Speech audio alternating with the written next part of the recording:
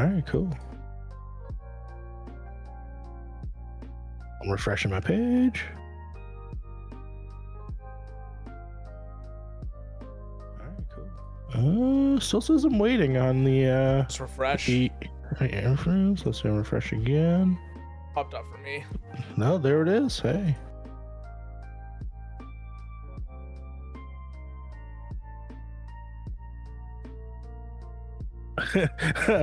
Frank, I'm just looking at your background for the first time, just seeing NVIDIA broadcast.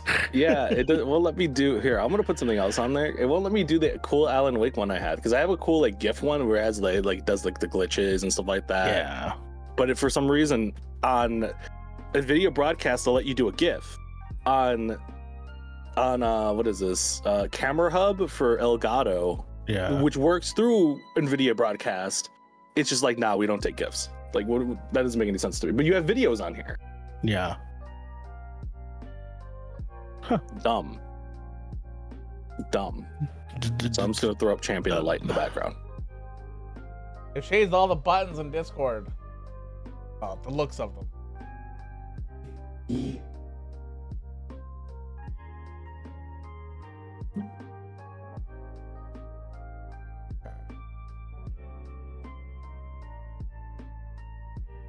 Let's see.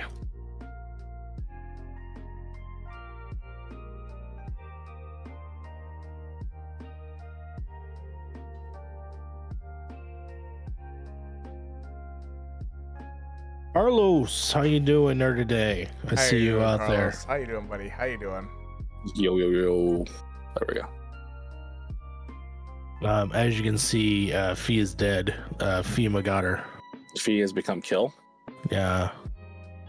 We have to revive her. We have to do res her later. Gotta res her later. Throw a chug jug at her. You know? Go to the fucking van. Press the button. Lord, hello, welcome. How you doing, Lord? How you doing? Chat here. Pull up the YouTube. Pull up the old YouTube channel. I'm gonna double check this. Shout out To to see. that one guy becoming Lex Luthor. Oh yeah, Nicholas Holt. Nicholas Holt. I hope we get a good Lex Luthor finally. Has there been? Look, Mario, you're the Superman fan, right? Yes. Have we got a good Lex Luthor, like a really good Lex Luthor yet? Yeah, we got a couple. Like, first one that comes to mind is actually Michael Rosenbaum from Smallville. He eventually gets really fucking evil.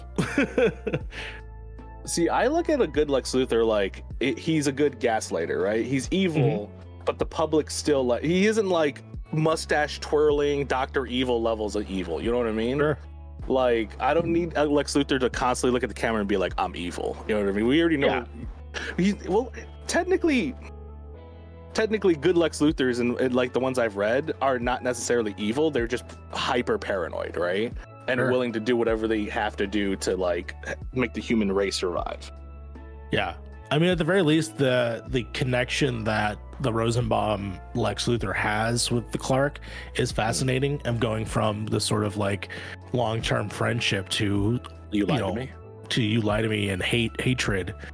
See, that's the natural. connection with the father and stuff like that. Like, yeah, okay, they did like his character, his growth as the character is more interesting than most depictions that I've seen. I would also say Clancy Brown's Lex Luthor in the Superman cartoon / JLA, like the Justice League that's cartoon. another good one, because that's another example. That's the one I kind of go off of a lot. Yeah, because that's an example of like, hey, look, I know I'm evil, but I'm evil for good means, in my own mind, at least. You know what I mean? Like, yeah, he's not like just being like, I just want to become a multi-billionaire and kill everybody. You know what I mean? Like, no, because there's Lex, like the megalomaniac Lex, who's like, I want to take over the world. I'm that fucking evil kind of guy. Yeah. And then there's Lex, who's just like, look, if we don't do anything about Superman, we as the human race have already lost. Mm-hmm. Yeah. And that's the one I kind of like, because it's like, it kind of makes sense when you think about it in the grand scope of things. Like, Superman's a fucking crazy motherfucker. Okay, he could take out shit. That's why like Snyder's Superman, Steiner's like Lex Luthor kind of made a little sense, but he was too mustache twirling fucking Dr. Evil weird. I was like, don't do that, stop. Carlos says, my favorite thing was Rosenbaum telling Kevin Spacey, how does it feel to know my Lex is better than yours? Hell yeah, dude. Apparently, he told Kevin Spacey also played Lex Luthor. Did he? Superman Returns, which was a sort of follow-up to the Gene Hackman one. Which Gene Hackman is good. He's definitely up there for me, but he's probably not like the traditional. You know, he's a businessman. He's trying to sell the land. You know, like that seems to be his big shtick. Let's see here. 10 out of 10 Elon would be Lex. But see, the problem is Elon is just not smart. Like, yeah, but minus the actual genius part, like you just, sure, I guess, but it's only because we talk about him because he's always ever present. Yeah. I think Lex needs to be Lex Luthor needs to be like Tony Stark levels of like smart tech, right? Like he should be able to like to fold almost any villain or hero with just his mind and not having to like strain himself. Sure. You know what I mean? He shouldn't have to like jump around or shit like that. He should be able just to stand still and fight somebody.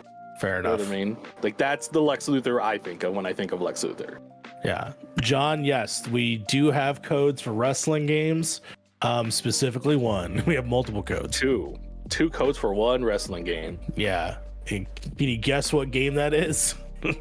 I couldn't tell you. WCW. Couldn't tell you. WCW. You know? Yeah, WCW Revenge on the what was that one on the N64? N64? Yeah. WWE No Mercy. No Mercy. You know, we're giving away ROMs. We're giving away ROMs. Yeah, free ROMs. Free ROMs given away. Free ROMs for everybody. No. Cut that out. We are not doing that. Legally, we're not doing that. But yeah, we got some codes to give away. We're letting people filter in, and then we'll go ahead and get started. There, I found an Alan Wake background. This is the best I can do. Because it won't take the video, it won't take anything. This camera hub for Elgato sucks, asshole. Elgato, fix your shit. John, we're gonna give away WWE 2K23. We announced that last week, so we have a couple codes. Yeah. Sorry, Mario. Should we announce how we are gonna give away the codes? Probably in a few minutes. We're still kind of just like setting up. I think. Harvey, you still got everything working? This is the most makeshift shit I've ever done, but I think it's gonna work. All right, cool. Look, I've seen some makeshift shit on your stream. Okay. Welcome to the Makeshift Podcast. Let's see here. Why is the CEO of Hasbro named Chris Cox? That's just. Oh, this is so good. Okay. What?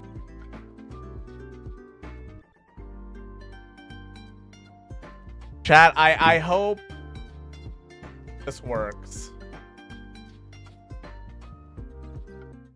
I hope it works too.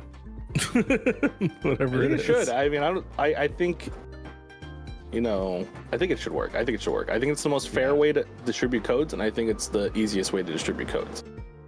Unless you want to set up a whole ass like mailing list thing that most people do, you know what I mean?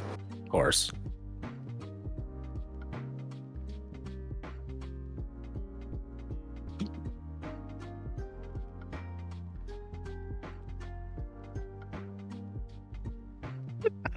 I forgot I was listening to Prodigy, and Prodigy started playing in my headphones. It's too bright. Way too bright.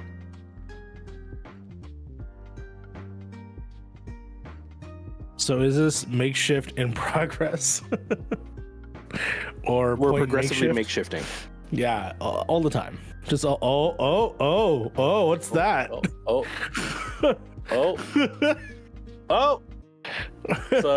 That is a wheel. That's my makeshift wheel right now. Hold on. Well, oh my god. It's not even a third of it. Huh?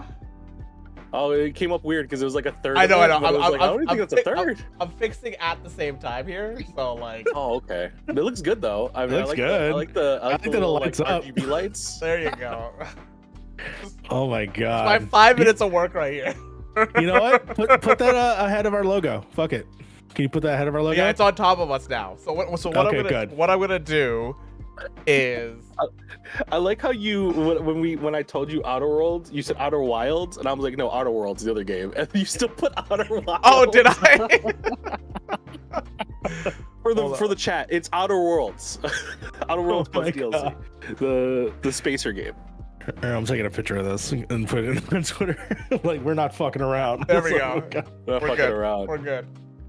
I love how our go-to for anything we do, whether it's point in progress or any of these guys' streams, is just put it to a wheel.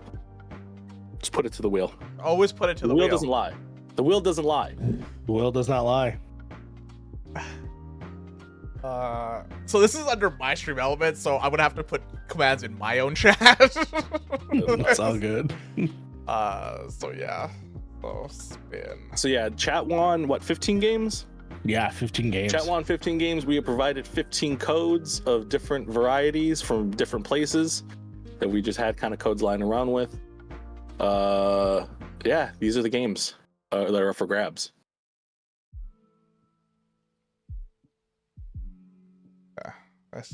There.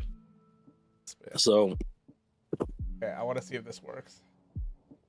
Always a big hit. Oh, the colors! Oh hell yeah, dude! I love the colors. I have a wheel for my stream that people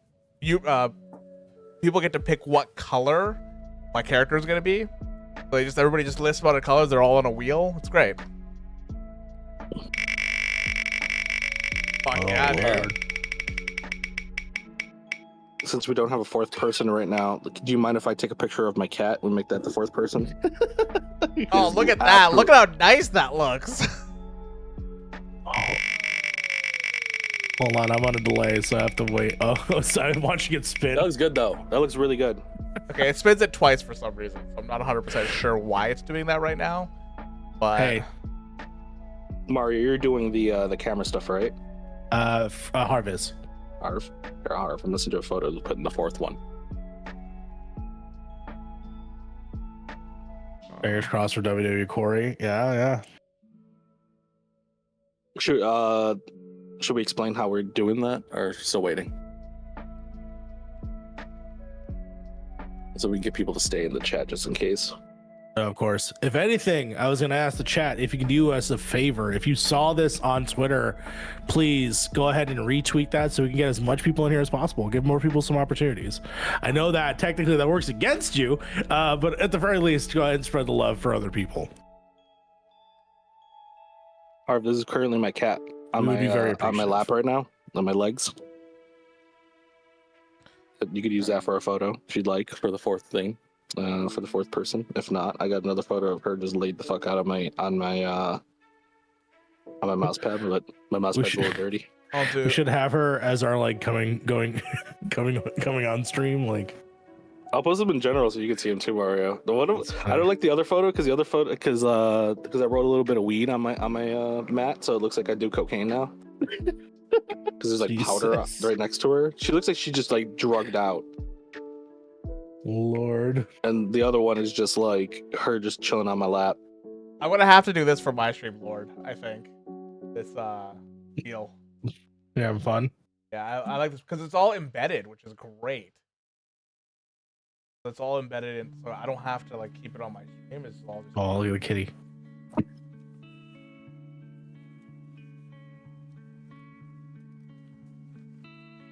Oh, here comes Sly right now.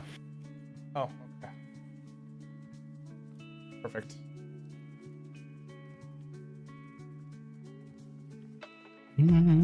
I'll get you that camera as soon as I get it.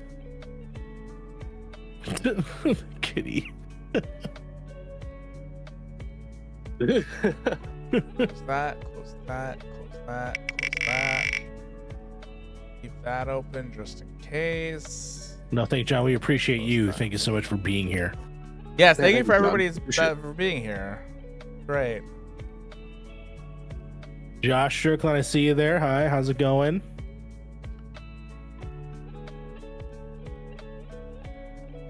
Boom. Okay. Okay, I think we're good. I think we're all good now. Dustin, how you doing, buddy? How you doing? Hello, hello. Yeah, I see Dustin is in the Twitch chat. How you doing, Dustin? Yo, what up, Dustin? Yo, Afro Cyborg, how you doing? We vibing. Yo, Afro Cyborg, what's up, man? How's it going?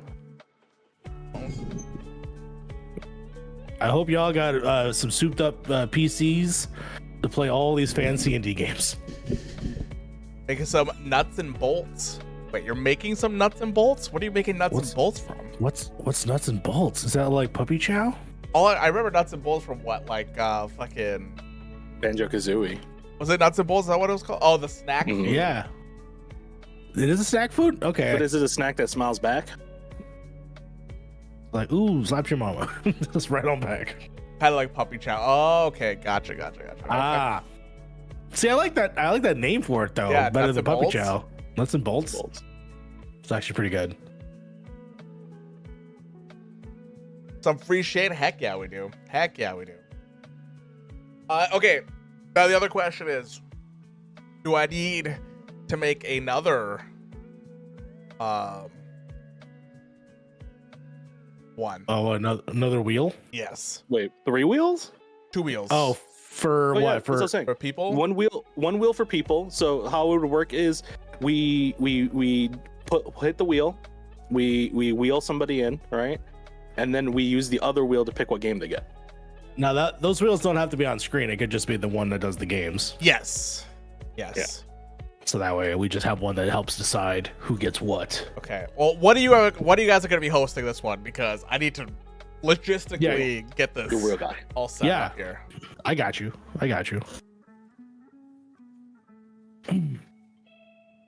Let me know when you want to start.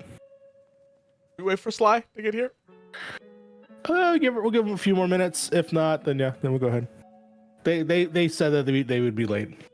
Yeah, it said their computer's booting, but Been a in like minute. 15 minutes. Unless your computer is like from 2007, it's probably still not. It's probably still booted by now. It's 2000 and late.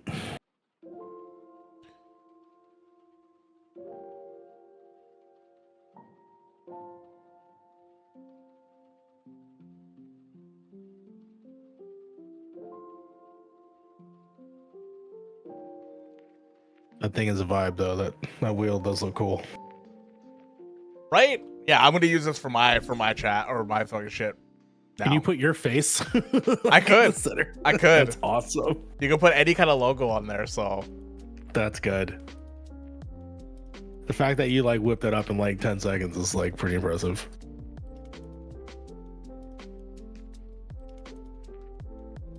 Let's see here. my chat is just gonna be this shit. That's all it's gonna be.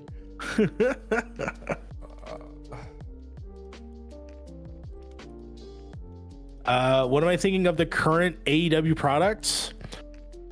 My thoughts on that are kind of complicated because I was just thinking back how much I was enjoying it early on and how I was watching it every week. And honestly, recently I haven't been enjoying it, or not that I haven't been enjoying it. None of the stuff happening on it is pulling me in to want to watch 3 different nights of TV.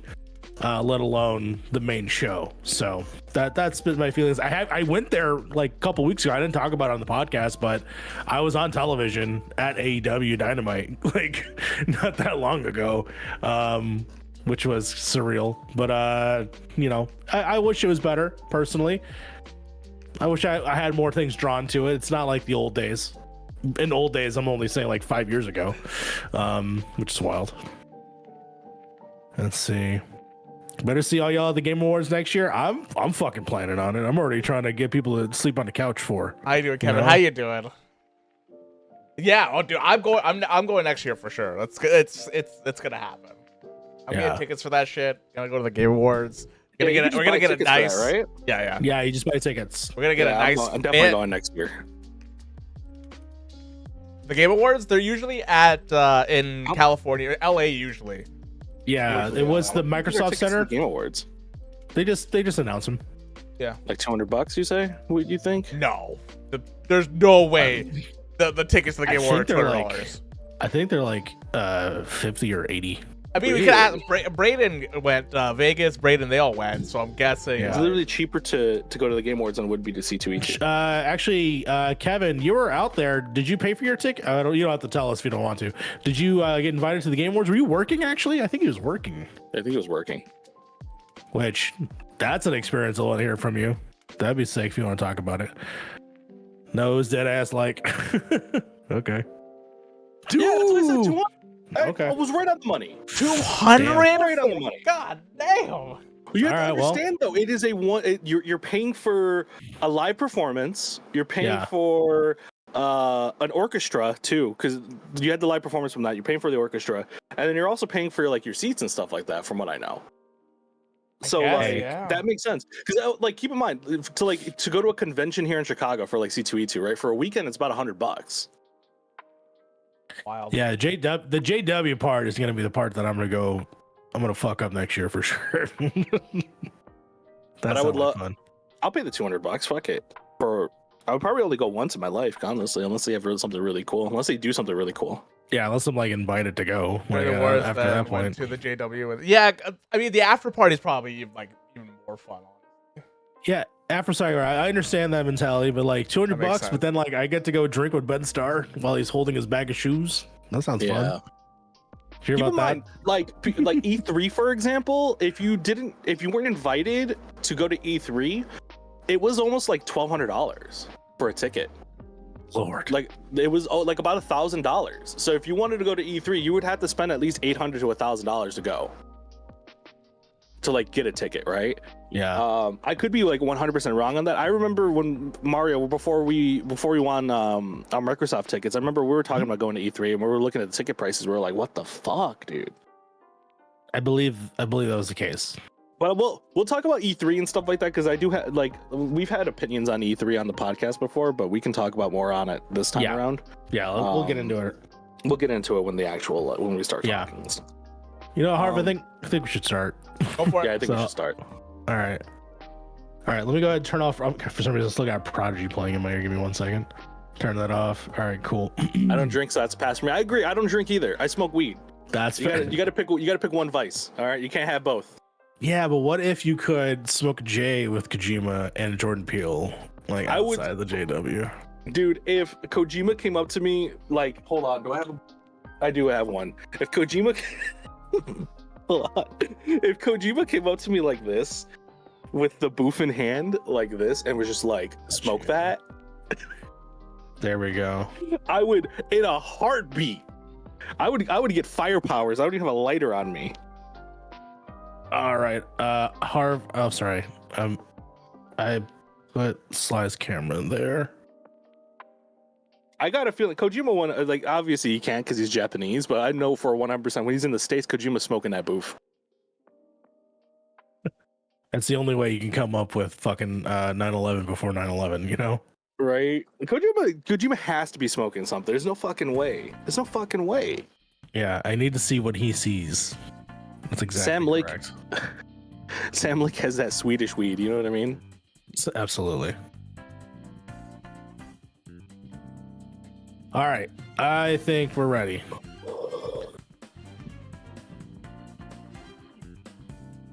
Yeah, you start whatever. I am still gonna keep this going. And I got it. Yeah. I have you that for Sly's camera. Do your thing. All right, I'll go ahead and start it. Hell yeah, I'd spark one up with Kojima. God damn it. Kevin, me and Mario met Phil Spencer. We got to shake hands with him, and I'll tell you, that motherfucker's short. Very, very short indeed. Very short man. But I love him. He looks just as majestic in real life as he does on camera. And with that, hello, welcome to the Point in Progress podcast, where we are going to go ahead. I don't even know what number this is. It doesn't even matter. I am, of course, 0.9. We're at 68. What? Oh no, part 2. Great, fantastic. Well, it is me, Mario Rivera, hosting this podcast. It is, of course, the podcast post the Game Awards, where we're going to be giving away games today, and we have a bunch of lovely people here that are going to help us through and do that. First person I do want to bring up, though, Harv, how you doing? You're on the 1s and 2s tonight. I am on the 1s and 2s. I am feverishly trying to get these 1s and 2s into 3s. So, like, I'm so slowly getting this thing done. But I'm doing well. Okay. It's, I don't really have much else to really say, but so far, so good, you know? Okay, as long as you're living life and you're doing good and you're not exploding the stream, I think we're gonna be just fine. Hey, I got a 4090. I'm good. You know, Yeah, I'm good. Okay. All right. All these connoisseurs here with their 4090s. Let's talk. I was playing Overwatch yesterday with 300 FPS. Wild stuff. It's great. It's great. Honestly, like we're getting so many frames in certain games. I don't remember which one I got 1,000 in, but I had to turn that down. I was like, there's no reason for all this. Wild. Well, you're not the only one with the 4090. Of course, now we have the boy, the guy, the Frank GV. How you doing? Good. To answer Kevin Diaz's question, if I could ballpark, last time I met Phil Spencer, he was about right here in terms of height. So I'm gonna go ahead and guess like 5'8", 5'7". Okay, all right. 5'8", 5'7". Yeah, he's pretty short. He's a pretty short dude. I posted a picture just this week as well of Phil Spencer. You can see it. You can tell there's a height differential for sure. He's about a 5'8" king, I would say so. Yeah. But yeah, no, I've been doing good. I've been chilling. I finally rolled credits on Alan Wake 2 yesterday. I 100% misjudged how much of that game I had left when we were when the Game Awards rolled around. Yeah. I thought I was almost done because I completed one side of the story, and I was like, okay, there can't be much left on the other side. No, there was a lot. There's a lot. There's a lot to this game. So I finally finished that. I still think it's a solid 9.5 out of 10. Amazing game, amazing story, all that. But yeah, no, I've just been chilling playing Alan Wake, honestly, for the last few days. No, sounds good. And of course, Sly is here with us. They, of course, are having some Discord connection issues. We can visually see them, but we will eventually be in full contact momentarily. Full contact. It's sort of like a what is? Oh my God, is it Jodie Foster? Is it Jodie Foster? Who's the lady in Contact? I don't know. It's the Carl Sagan movie. It's got that lady. I think it's the same lady from Twister. I'm trying to remember. If you remember. I don't know any of these movies. So 1994's Twister. That is average height, isn't it? Damn. That's, just let me know. Let me know about that. Casual 4090 flex, no big deal. Oh my God. Anyways, it's too much power. Honestly, it's not recommended. I don't recommend it, but unlimited power is always great. And then with that, of course, yes, I brought up at the top of the show, we're giving away games today. We have people in the chat that are visiting us. Thank you. It was Helen Hunt. Thank you so much for that. Okay. That are here with us because they were also some with us during the Game Awards, and we allowed them to participate along with us as we try to predict who was going to win, who was going to lose. And it turns out that the chat's pretty goddamn smart because they got 15 guesses right for the night. And so we're going to be giving away 15 games, all collected by us.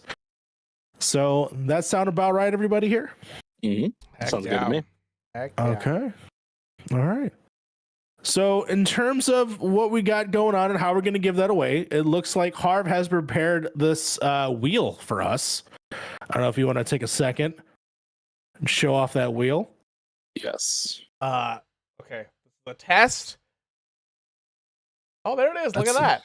You see it? The wheel. Oh, there it is. Look at that. Yeah. Okay. Heck yeah. Okay, I see it. I see the wheel. And is it gonna hide? Oh, it is gonna hide. Oh, dude, we're fucking good. We're good. We're good. So how it's gonna work? How it's gonna work is we're gonna take people from chat. We have two wheels, right, Harv? Yes. We have two wheels. One wheel for the games. One wheel for the people. We're gonna get people in the other wheel. We're gonna spin that wheel. If you win, you then go to round 2 where we will pick what game you're going to get from the other wheel. That one will be shown on screen because I don't think you can show both of them on screen, right? Don't worry. I'll be able to go. Don't worry. I got control over. All right, cool. Yeah. So Harv's got control of it. He's the game master right now. And then if you win, DM either me, Mario, or Harv, and we will send you the code. Through Twitter or through Discord. A lot of you guys already have us on Discord. Yeah. Whichever is the way easiest for you. We'll DM you, one or the other. Yeah, I can do that. That is no problem. I can also facilitate that as I'm talking. Thank you. Justin, you're in the chat. No problem. You're here. You can participate. Thank you so much for being here. Thank you so much for that subscription as well on the Twitch. Very lovely of you. Okay, so I just want to preface, this is the way that's going to work is we should probably just set up people entering in. But when people are gonna enter in, just we're gonna put exclamation point enter, and then we'll just have to manually do it. When you guys do it in chat, when you guys do it on YouTube, and you guys do it on Twitch, but not right now until we actually say that we're gonna do like a giveaway. Then we'll put people's names in, and then that kind of type thing. So okay, that's the way we're gonna do it. Cause Hello. How you doing, Sly? How you doing? Sly, I think you made it. Yeah. I did not restart my computer like you said, but I did re-download Discord, and if I had a nickel for every time Discord theoretically updated on my computer today, I would have enough money to live somewhere where I didn't have a horrendous commute. It is wild how much they update this app. Like, it's crazy. I never get the updates. I updated it yesterday, and it's still up. It still says there's an update. Does it? Yeah, mine doesn't say there's an update. That's weird. It was like update 1 of 1, and it would update, and then it would close, and then usually it pops up the like starting or whatever, and the starting would never update. So I'd click on it again, and be pop up and be updating 1 of 1. It would finish. It would close and repeat forever. Have you tried turning it off and on? Well, I hard deleted it from my computer and then re-downloaded it. That's kind of turning it off and on. That's more like snuffing it with a fucking pillow and then like bringing it back with necromancy. But okay. Basically. Anyways, hi, I'm here. It's been a day. Yeah. How are y'all? Pretty good. Pretty good. So far, so good. Finding out about a person named Helen Hunt. That's right. I will, because you know why? Because I've been in this weird '90s like disaster movie rut. I've been off. I don't have a job currently, and so I just been watching old movies. So you don't have a job? What the fuck? Why aren't we playing Fortnite? Why aren't we playing Fortnite? What? Let's play Being Fortnite. Employed, overrated. Overrated. Who needs it? Yeah, until Friday where I get a job. But right now I'm just watching fucking Armageddon, and I'm watching freaking Twister. Did you know that Twister, a movie about tornadoes, is actually a movie about divorce? Did not know that. I mean, it's how they get through their divorce. That tracks. Twister. Twister. It's Jamie Gertz twist. is in it. Oh, so it's cute. a twist of things. It's a twist. It's a twist and What Twister. twist? Also, they could just not do the thing that they're doing in the movie and they would survive. But, it is what it is. They got to do it, whatever they got to do, because they're storm chasers. The plot, Mario. Yeah. But no, otherwise I'm doing all right. Let's see. What are we up to? Do we have a show doc? Are we just going for it? We're giving away games, and then we're going to talk about E3. It's going to be pretty much what... Pretty much what we're gonna go ahead and give done. If the wheels mess up, if the wheels mess up, you can blame me. But I think they're good. I think everything's gonna be fine. All right. Let's see. All right. Do you want to go ahead and let's just go ahead and give out our first games? Yeah. We're doing it now. Let's test the wheel. Yeah, let's test the wheel. Let's test it. Okay. Right. This again, chat. This is gonna be a very manual way of doing things, but we're gonna get this done. Okay. You said exclamation point enter. Yes. So I just need the name. I don't need. I'll do the names itself. So you guys don't need to acknowledge who had entered. So I'll put the names in. Okay. So yeah, we'll do it that way. So yeah, if you guys want to be in the giveaway, put exclamation point enter, and we can do it that way. Yeah. Yeah. I put in both chats what they had to type. Yeah. See. But yeah, you guys Wheel of keep going morality. with Just I'm saving your question for later because that's perfect. I'm gonna keep that. Remember, our moral compass is a roulette wheel. That is our moral compass.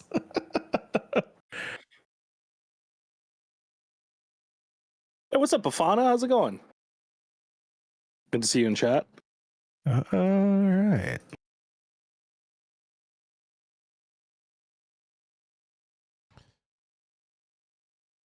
All right, we got quite a few names here. Yep, I got them. All right. Totally joking question. How does you boy get in on these guys?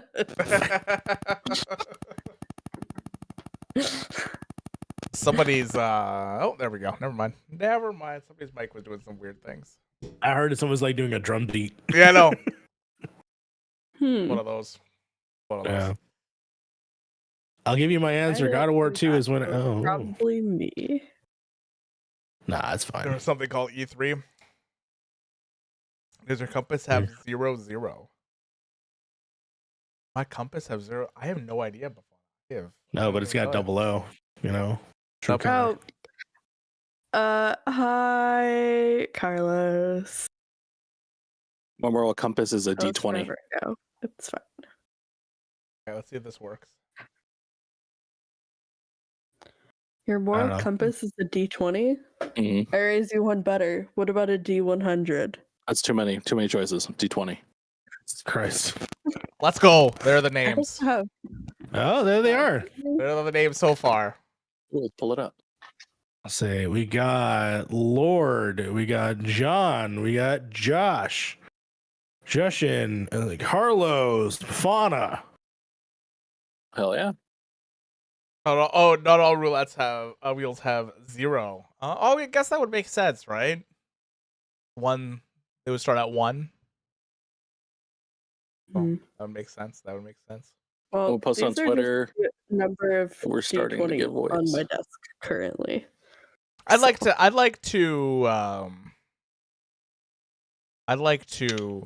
get like a nice like Dungeons and Dragons side. Justin, we're on both Twitch and YouTube, so there's both chats happening right now. Yeah, so if you want to jump over to the YouTube channel where everyone's chatting, feel free. Otherwise, you can stay there.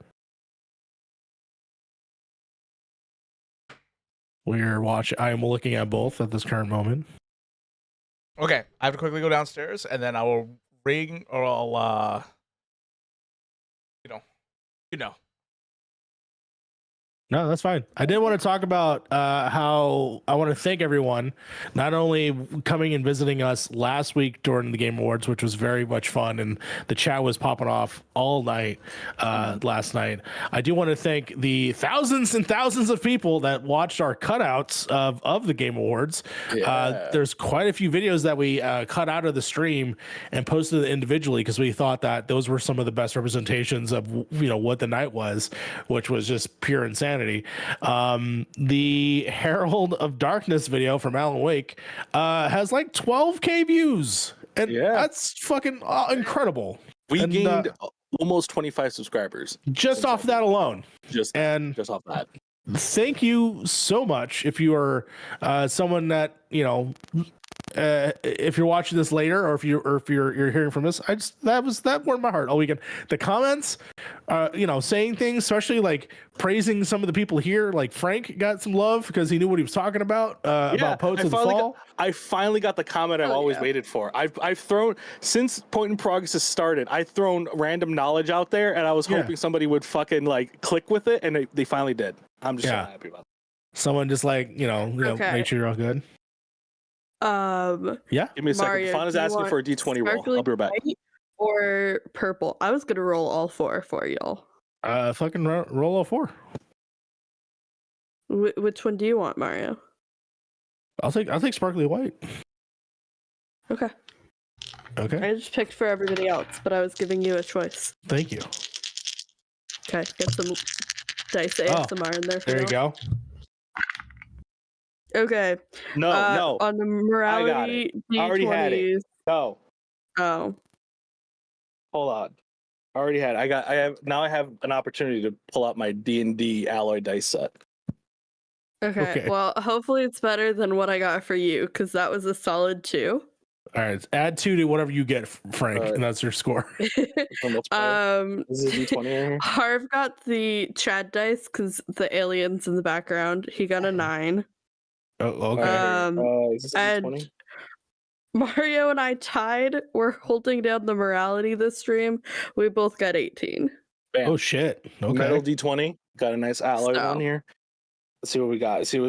I'd love to see it. 15. All right, 15 plus 2, so then you have 17. There you go. There you go. So is there 2d20s in here? That's kind of sick. This set, I got this like alloy. I don't know if you guys can even see it on camera, but it's like an alloy D&D like dice set for like nice. Literally $8. Where'd you get it at? Oh, GameStop. It was at GameStop. Yeah, it was on clearance. Okay. Nice. So it was originally like $30. It was on clearance for 10. No, it was on clearance for $14.99, and then I had a $5 coupon, so I got it for like $10. Gotcha. Okay. This is where I break out the dice container. My prized possession. Let's Ever see. just embrace the dice goblin tendencies? I'm like, hold on, my cat's trying to eat a silicate packet. Can you stop? God, why do cats love to eat silicon packets and then love to eat like this isn't food? Fucking plastic? I just don't get it. I think it's about 28 sets, if I remember correctly, plus 1, 2. It's a lot of dice. 2 extra D20s. But yeah, this is all my prized possessions. These ones, where are they? These ones are glow in the dark. They're obviously not glowing right now, but that's fun. Hey, no, leave the damn silicate packet alone. There's like 15 different things in this room you can play with. Why do you keep coming to this? It's like, I want salt, but not salt. And I threw it away, and she's just looking at the trash can. God. What other random things do we all have on our desk? I mean, I have a half-drinking bottle of smart water. Love that. Dented in.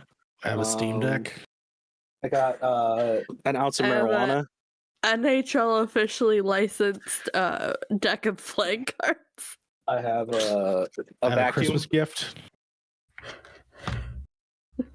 That's it. I don't really have a whole lot. You have a vacuum? Yeah, I got a little mini vac. You know, if you drop something on the table, you gotta keep your desk clean. Christmas. That thing pisses me off more than when I go to other people's houses and their desk is dirty. So that's where you work, man. What are you doing? It's not dirty. It's just cluttered. I can't show this on camera, but I have a bag of marijuana. You can't see the other side because it's translucent. Frank, come on. show the marijuana. You know what I'm saying? I can't. We can't. Can we? That's a joke. Is that legal? No. I immediately went from like, I want to scold you for talking about it, but then Minnie was like, show me the marijuana. I got this cool lighter. Under my desk, I have a deck of ASL tarot cards. Do I know anything about tarot? No, I do not. I got this crystal ashtray. Real crystal ashtray. Link from Breath of the Wild. Look how pretty that is. Link from whatever that game was, Tears of the Kingdom. Whatever that game was. Lord. We got a stogie on here. We got a stogie over here. Bam, got a stogie. I have nail polish, which it shouldn't surprise nobody. That for you. Yeah, that's just on my an Xbox Pro controller on my desk. I think I have a Stadia. Yeah, I have a Stadia controller on my desk. I got I got a volcano on my desk. A little volcano. You know. I saw one of those from Shelby's wedding. Oh, hey Harv. Hey. Yes, I'm back. Sorry about that. No, you're good. What did you see one of? I saw it. Show and tell while we're waiting. I saw it in a weed shop. That was volcanoes. I kept it vague because I was like, if you know, you know, but now you know. All right. I mean, for the most part, it's well. I guess you guys are U.S. man. I got a fucking hammer. I mean, someone wants to come in and get their fucking shit clocked in. Yeah, I mean, it's legal in Canada, but I think some of the states it's not, right? So. I think it's legal. I don't think it's. I don't honestly don't know anymore. Like YouTube, I think we're fine. On Twitch, I think that they're gonna have a hissy fit. But then again, people could clap their titties on camera. Why can't I show my weed? Oh, I also have a mug that says this mug supports conversational podcasts that bring people together. There we go. Well, there we go. That's perfect. For me. That's perfect. All right. We're a conversational podcast that brings people together. Okay. This is emotionally supporting us. There it is. Okay. One last call for everybody in chat to type in !enter to enter the giveaway. I think we're good. All right. The other chat. Yep, I think we're good. Let's see if this works. Good luck.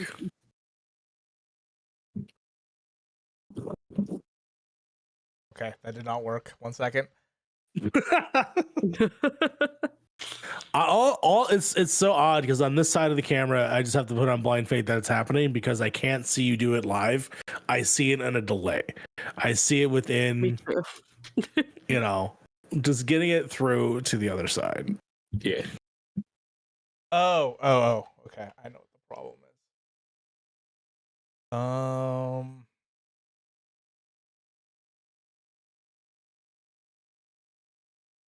Okay. Let's see.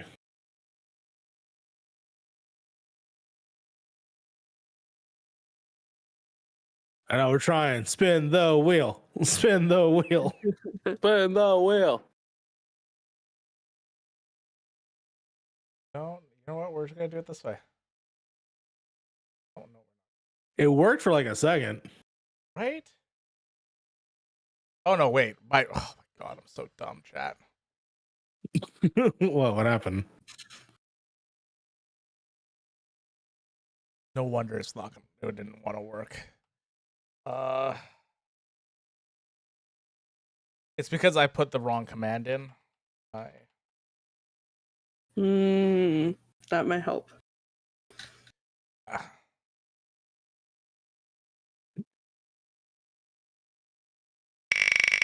it is. Hey, there we go. Okay, we got the spin. The spin. It's spinning. It's Bafana. Bafana. Let's go. Bafana. Let's go. Okay, so we hide that one. Okay. Or we just spin it again, apparently. Spin it again. It is Bafana. Okay, it is. Okay, I think I know what the problem is. All right.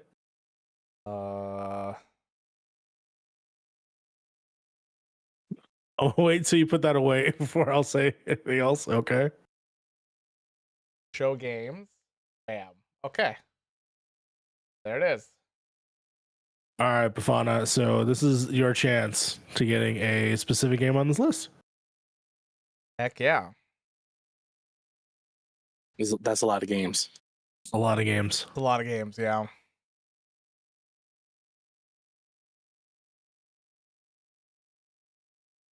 All right, spin the game.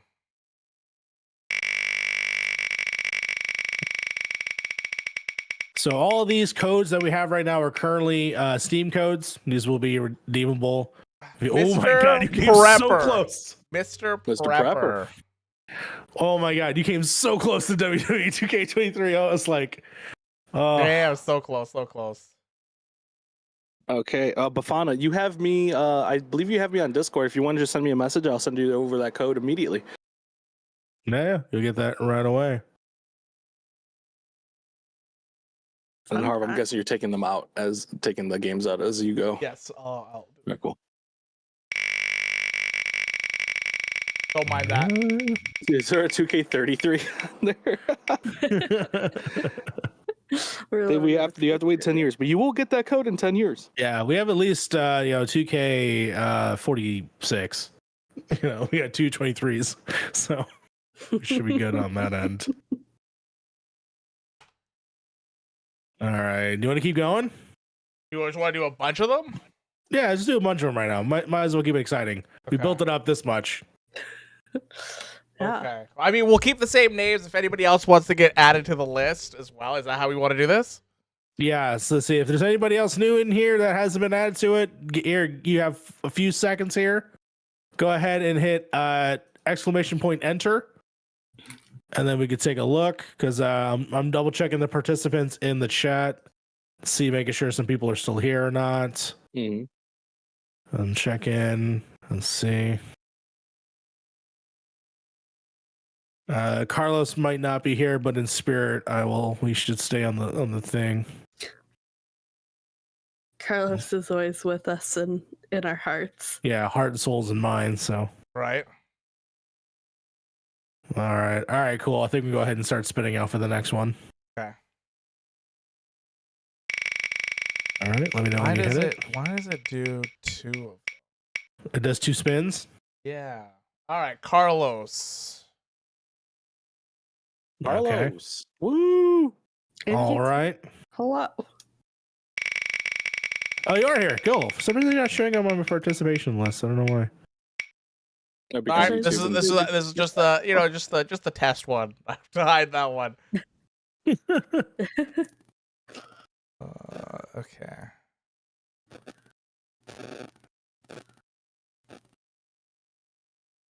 And honestly, we have 15 games, so this is not going to be hard. Yeah, we have a lot. Yeah.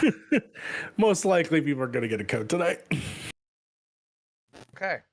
I don't know why. Oh, it's probably because I need to save it. Oh, because Mr. Prepper was still on the list? Yeah. There we go. Now it's gone. Right? It is gone. Perfect. All right. Cool. Excellent. All right. Carlos gets. What are you getting? What are you getting, Carlos? Spin that wheel. Hopefully, WWE 2K33. 33, House of course. of Ashes. Okay. Oh, okay. House of Ashes. Let's go. You get a Dark Pictures game. Hell yeah. I will send that over to you right now, Carlos. House of Ashes. Which one's House of Ashes? Bam. There you go. Almost put it in your Discord on accident. There you go. Just sent that over to you, Carlos. Bafana, I'm still if you can send me a message on Discord, that'd be great. That way I can send you over your game as well. All right. Let's see here. Or DM, or I can DM you. Either or. How does it keep?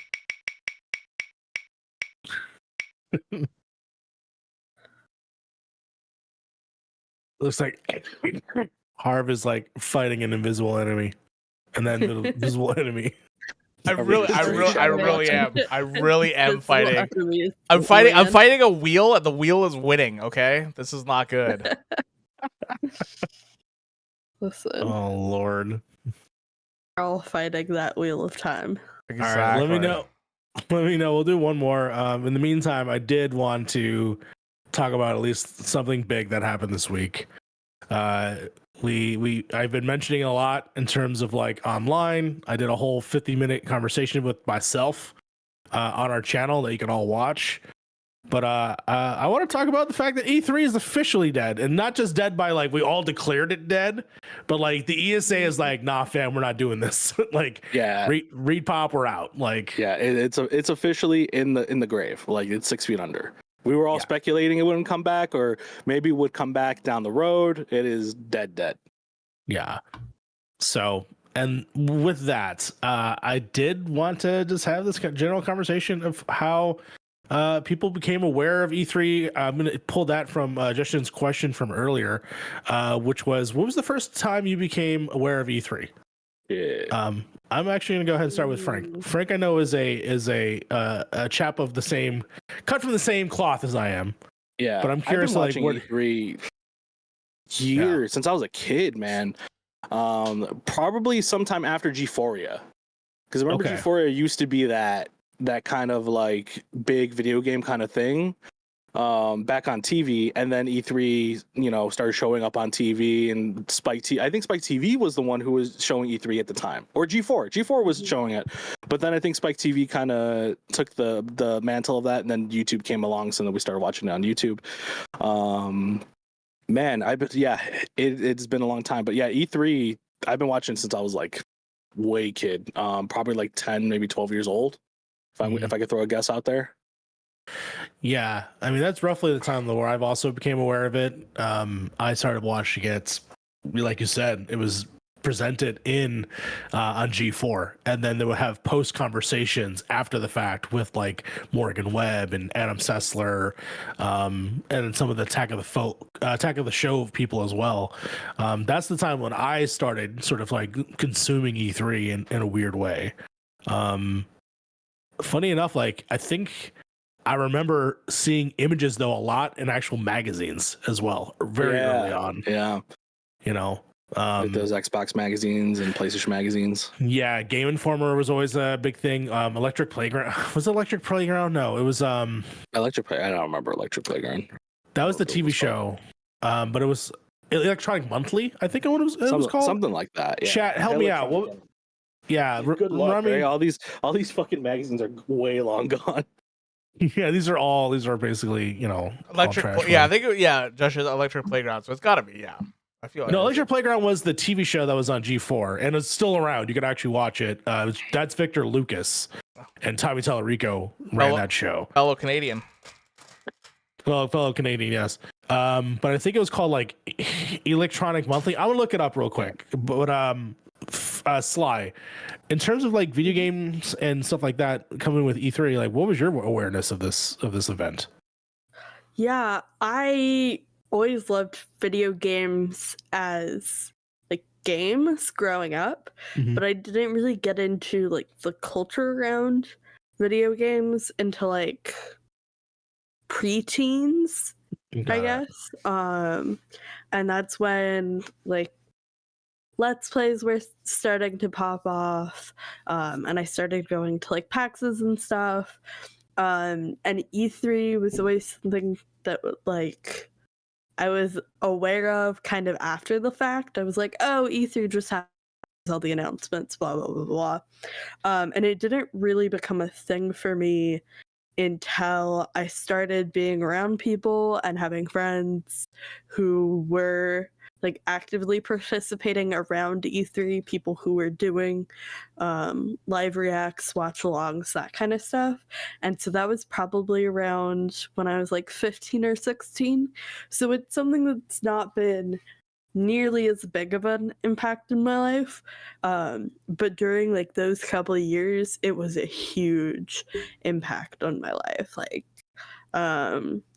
one group that will not be named, I made like a whole like tracker of their E3 predictions one year, something like I was watching along every year. And it was always something that I kind of had like as a, oh, I would love to attend that someday.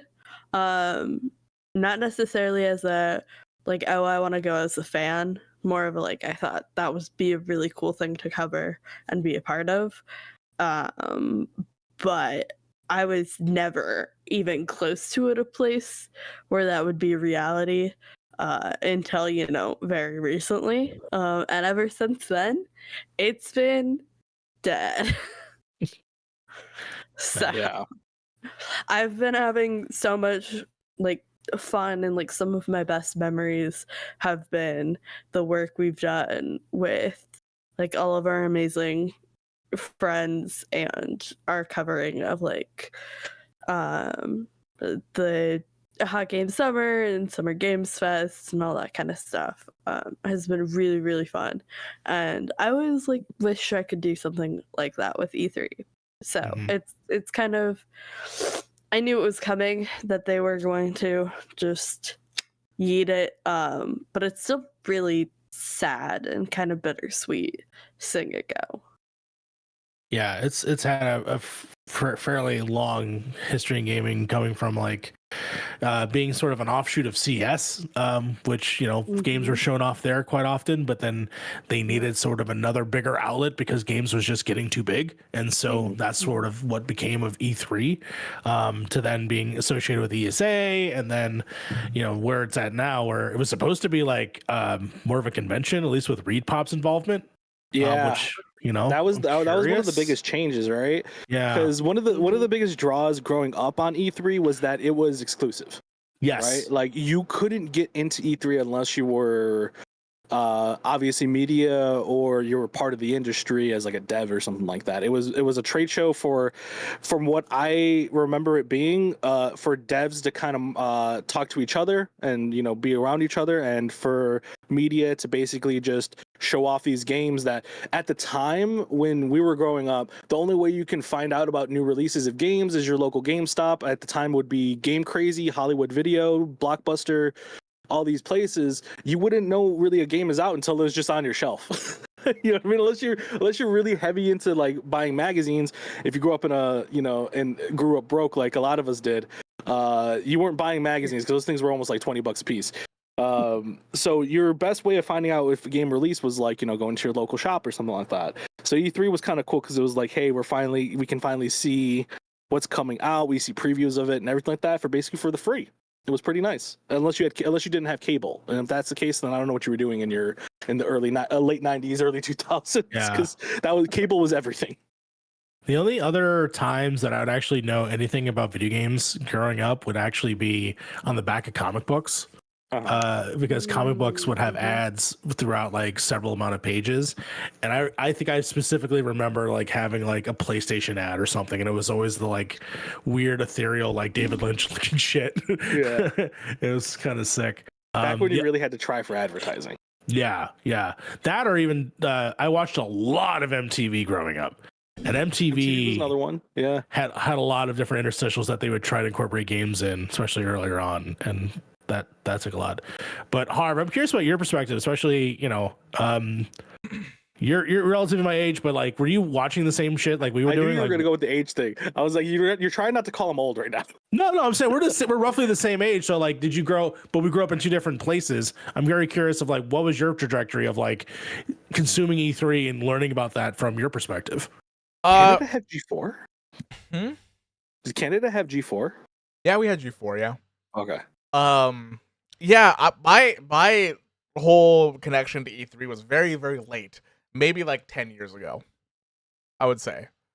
Maybe a little bit later than that was when I actually like that's what I remember. Maybe like 8 or 10 years ago, the first time watching E3. My memory is really bad. It might have been earlier than that. I'm not 100% sure. I can't even remember what I did last year. So like, I don't really. I can't even remember that he made a wheel 20 minutes ago. I was like, wow, Harv, you're so old. That was so long ago. And then I realized I would have been 14. Yeah. So I'm 30. I'm 35. So that would have been when I was 25. So like, yeah. I don't really remember that much. I really got into E3 probably like really into it probably about 6 years ago when I started like streaming and when I started doing a lot of this kind of stuff. I was never really part of the crowd of like, I want to go there kind of type thing, because I was like, there's a lot of people and I don't want to deal with a lot many people there, because that's just crazy. And then I figured out what Gamescom was and all that kind of stuff, and I was like, that's even worse. Yeah, I guess me and you, Mario, are kind of used to the big crowds because of C2E2, because of Wizard World, Riot Fest, all the things that we go to. There's usually a lot of people there. That's the other thing. I'm from a very small town, right? I am from a town with like 80,000 people, and we never got anything like that. I remember the biggest thing that we got was Jerry Seinfeld coming to our town, and the whole town was like, "Oh my god!" Yeah, I see why you're a Seinfeld fan. They're like, "Oh my god, he's here." He's here. It's like the talk of the town kind of type thing, You were born and raised to love Jerry. I love Seinfeld just in general. But like, see, Dustin remembers. He remembers. So like, I was never really like, I never really went to I haven't been to like an actual convention before. I've never gotta get you to West. Yeah, I've never been to PAX, Comic-Con, any of those. Oh, you went to TwitchCon. I didn't actually go to the con itself. No, you didn't go into the doors? No, we did not. No.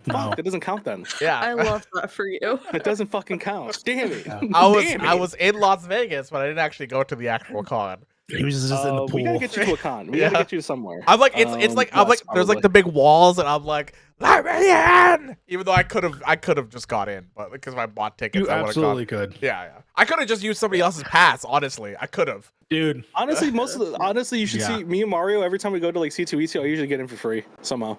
Yeah, somehow. C2E2, that's a problem. We should figure that out. You should figure that out because I'm getting in really easily. PAX Unplugged. Oh my god, I want to go to PAX Unplugged so badly. Where's One PAX year, Unplugged? I'll make it happen. It's in Philly. West Philadelphia. Born and raised. Yeah. But yeah, it's always like the first weekend of December or whatever, and I just always have so much else going on.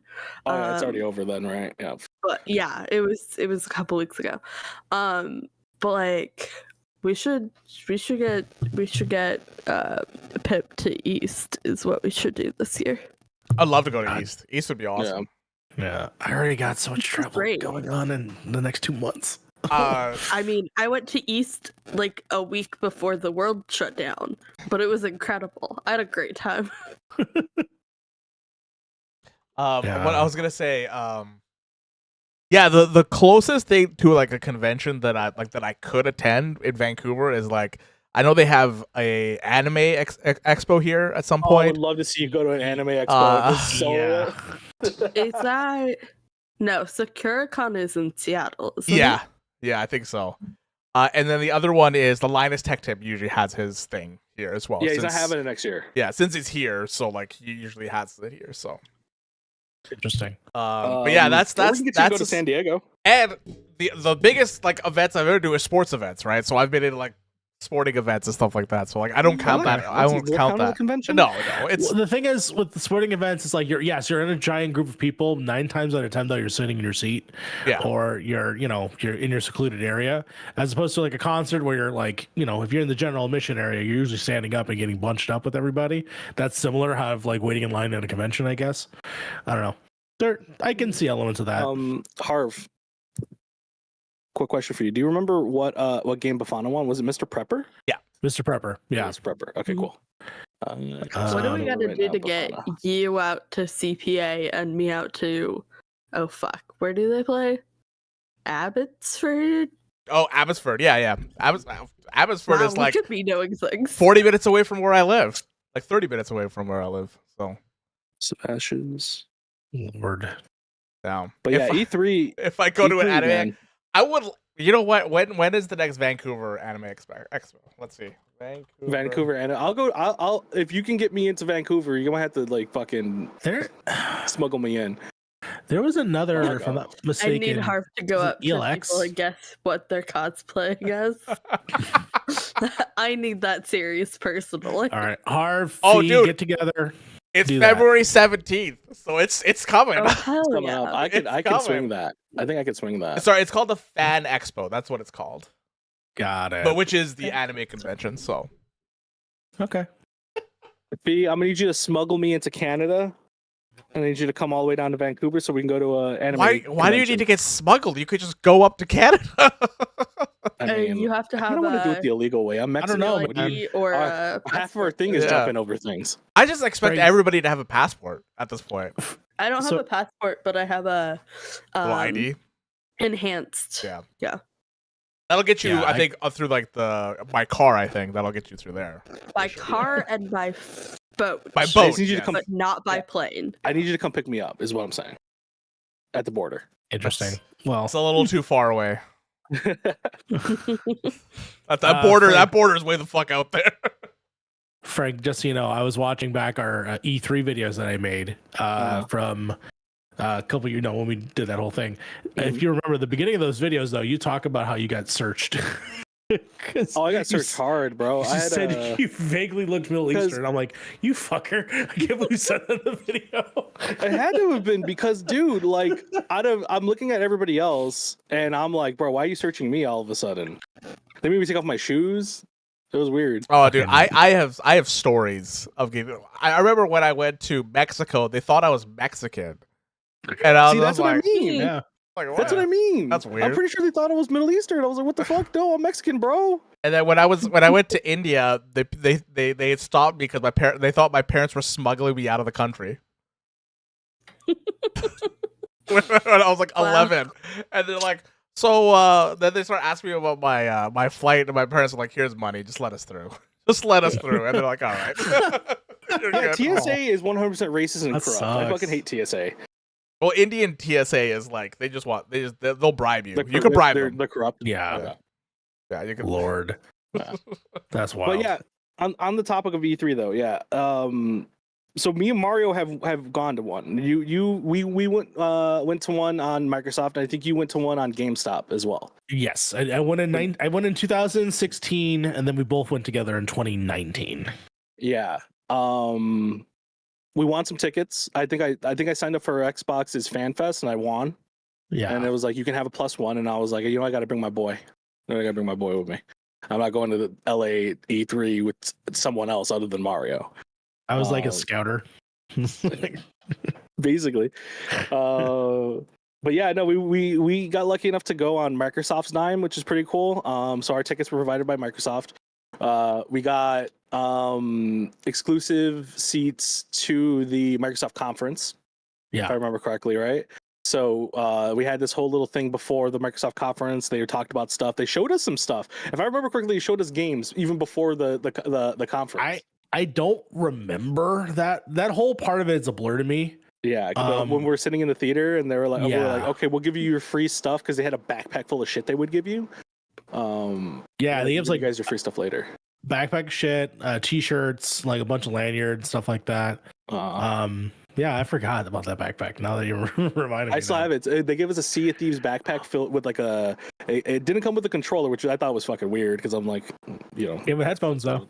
They gave us headphones though. They gave us some Rig 600s. Yeah.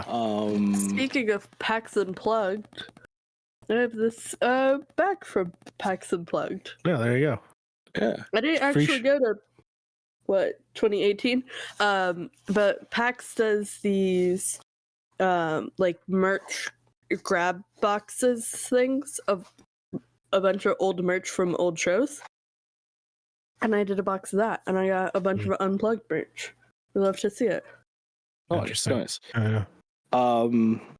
Frank, before we tell should we tell our E3 story or should we? Yeah, no. Well, let's tell our E3 story. But before we do that, Harv, I think we should give a couple more games. Yeah, a couple more games. I know we have some more people in the chat. Fee, you're disqualified. Sorry. Yeah, Fee is disqualified. If anybody, please go ahead and make fun of Fee for not being available.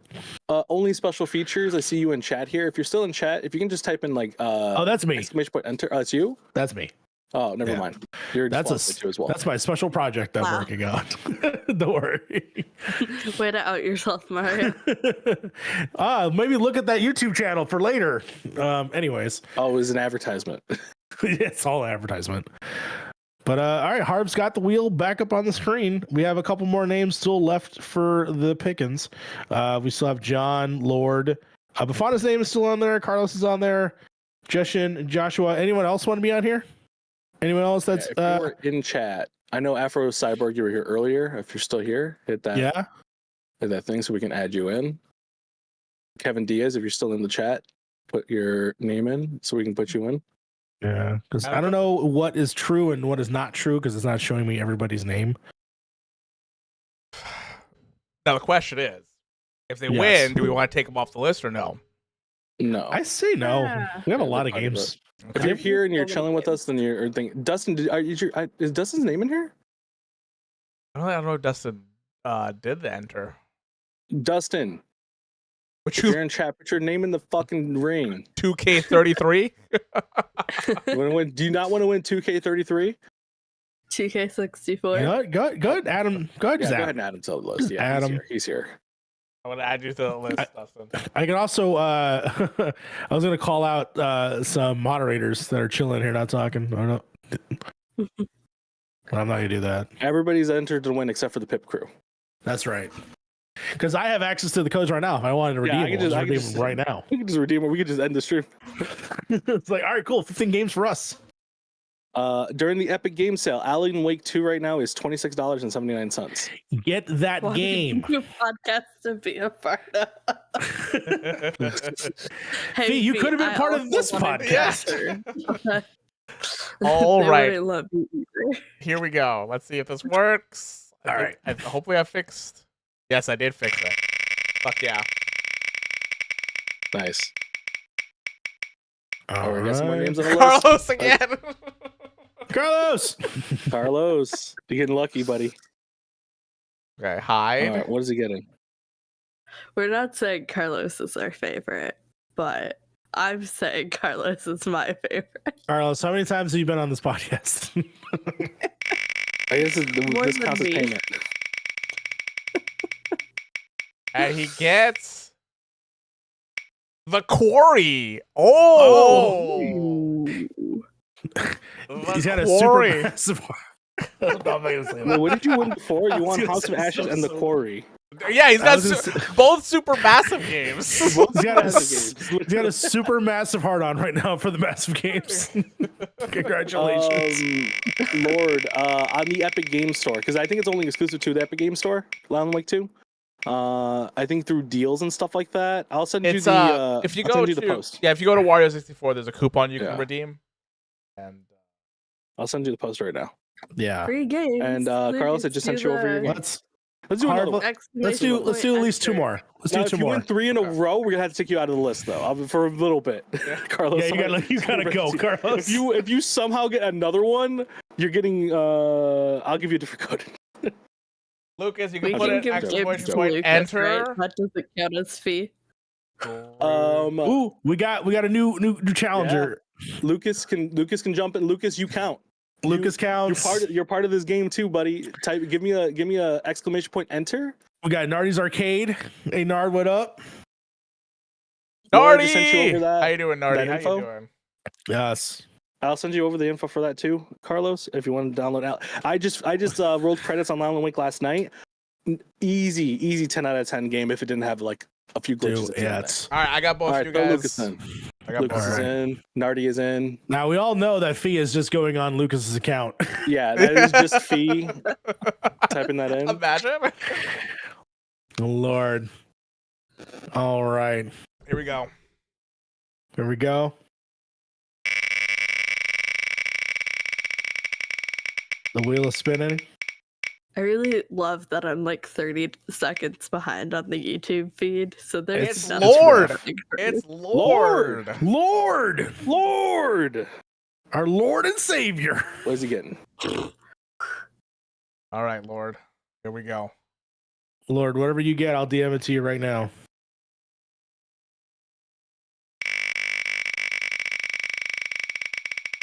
Let's see. Yo, what's up, Nardy? How's it going, man? Proteus. Is that how you say it? Is that how you say it? That game's fucking sick. It is old school Doom with a new school set of paint.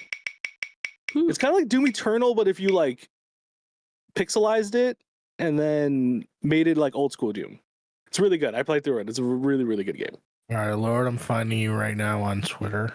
I already have him up on you got it? Discord. I'm sending over. Go ahead, send it over. There you go, bam. Proteus has been claimed. I'm gonna put a tweet out of what we've already given away. Yes. That way you guys can know the stakes. Congratulate the people that got it as well, if possible. Yep. Hell yeah. All right, let's do one more. One more? Okay. One more. Let's do this one more time. World premiere. God. All right, here we go. I did try to take Lord coming in twice in a row. Okay, hold on. This fucking wheel. This wheel's weird, but we'll honor it. It's how it goes. It's how it goes. All right, we'll honor it. We're gonna do another one after this one then. Here we go.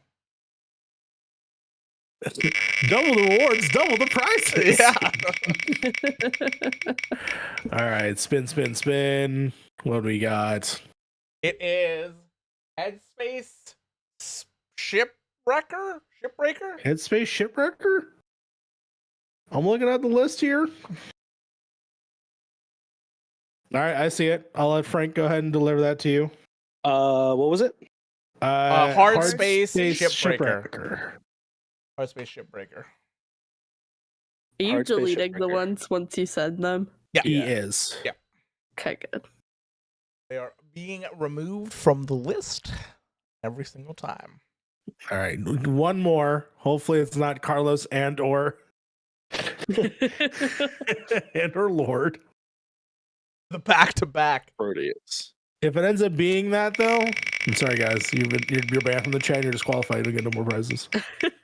You lose. You're not banned. We enjoy your presence. We enjoy your presence. That is a joke. Josh Strickland. Ah, Josh. Strickland. What you getting? Right. What are you getting? What's Josh getting? I'm pulling up his Twitter right now, and I'll just DM it to him. Go.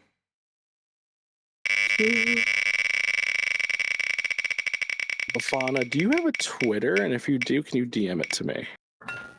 Unpacking. Oh, I love unpacking. Unpacking. Beloved. Good game. Josh, if you can go ahead and just DM one of us, either through Twitter or Discord, we will send that over to you immediately. Yeah. If you're part of the Point in Progress Discord, if you want to just like say, hey, it's me, then I can just get it to you from there. Right. I think we follow each other on Twitter. I should be able to find you. Okay.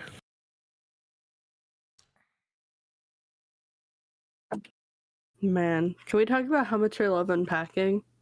That's a great game. I haven't played it yet. On the aforementioned packs bag, I have a box from unpacking.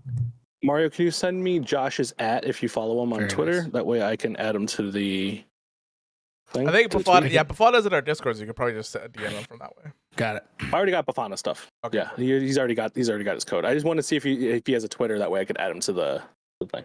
Thank you for the heads up. Yeah, the Alan Wake with like $24, $26. Right.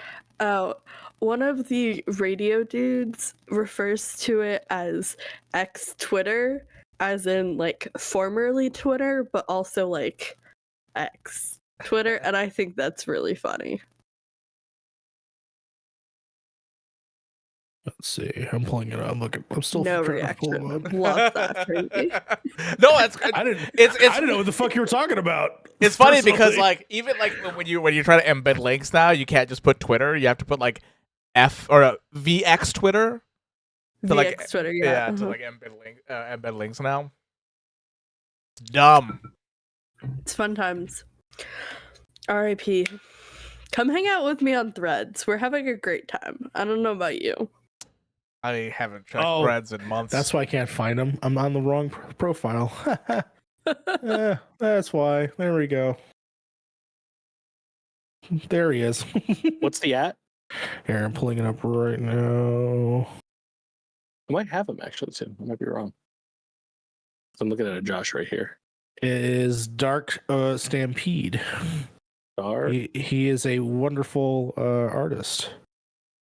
I see that here. All right, you're a part of the tweet. As what game did he win again? He went unpacking. So congratulations. I have his thing right here, so I'm going to go ahead and give him the code. And then, Frank, from your perspective, because I gave away my perspective of E3 2016 and also 2019. I would love to hear it from your side as to what you thought, what you've seen, what you got to do, because there's a whole other aspect to this story that I am not a part of. And I also didn't tell your PlayStation story either.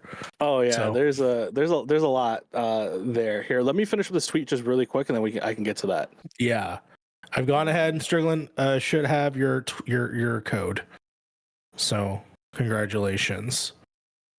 Enjoy it. It is a chill time. The music alone, fantastic. Let's see here.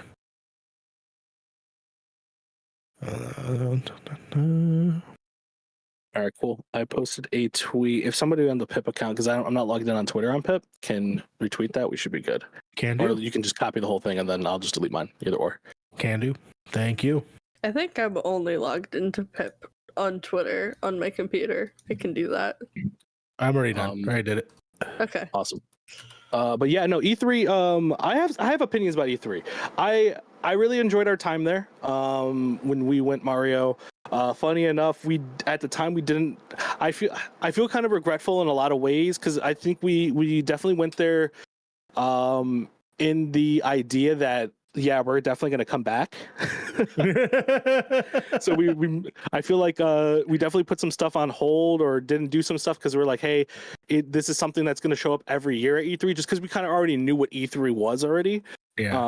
Like there was always going to be another Xbox conference. There's always going to be another this. There's always going to be another that. So we definitely took that into account when we did a lot of things there. For the most part, when we broke off, because I know you wanted to go see some media people, I wanted to go like stand in line like an asshole and go get free shit. Yeah. I got some cool stuff. I still have that Watch Dogs 2, Watch Dogs Legion like pig head that they gave. Oh yeah, that's right. I still got a bunch of really cool shit from E3. It's all in a box somewhere. But actually, hold on. Can't see it on my tape on my what do you call it, my door, because my door is usually not in frame. But here's the badge that we had. Right. They gave us a bunch of pins and stuff. So this is filled with like Halo, Age of Empires, Gears of War, Apex, Persona. Yeah. Project xCloud when it was still called xCloud at the time. Got some All Might stuff from My Hero Academia. Actually, hold on. Our FanFest badges that Microsoft gave us. So with the FanFest badge, you did get an E3 like actual thing. Ours was called Gamer. We'll get to that a little bit. That was one of my biggest gripes about the whole experience. But yeah, no, for the most part, when we broke off, I went to go kind of stand in line, go play some games. Cyberpunk was there, but I was like almost like 2-hour wait just to see the game. You weren't playing it. So I think I just got the lanyard. Yeah, there's a Cyberpunk lanyard. I just got the lanyard and I said, screw it. They're giving away cool jackets, which we couldn't get because we were gamers. We're not cool enough. But yeah, no, I had a blast there. I think the experience overall at the time was definitely leaning more towards industry. We were already at the time of E3 when E3 was starting to become more public.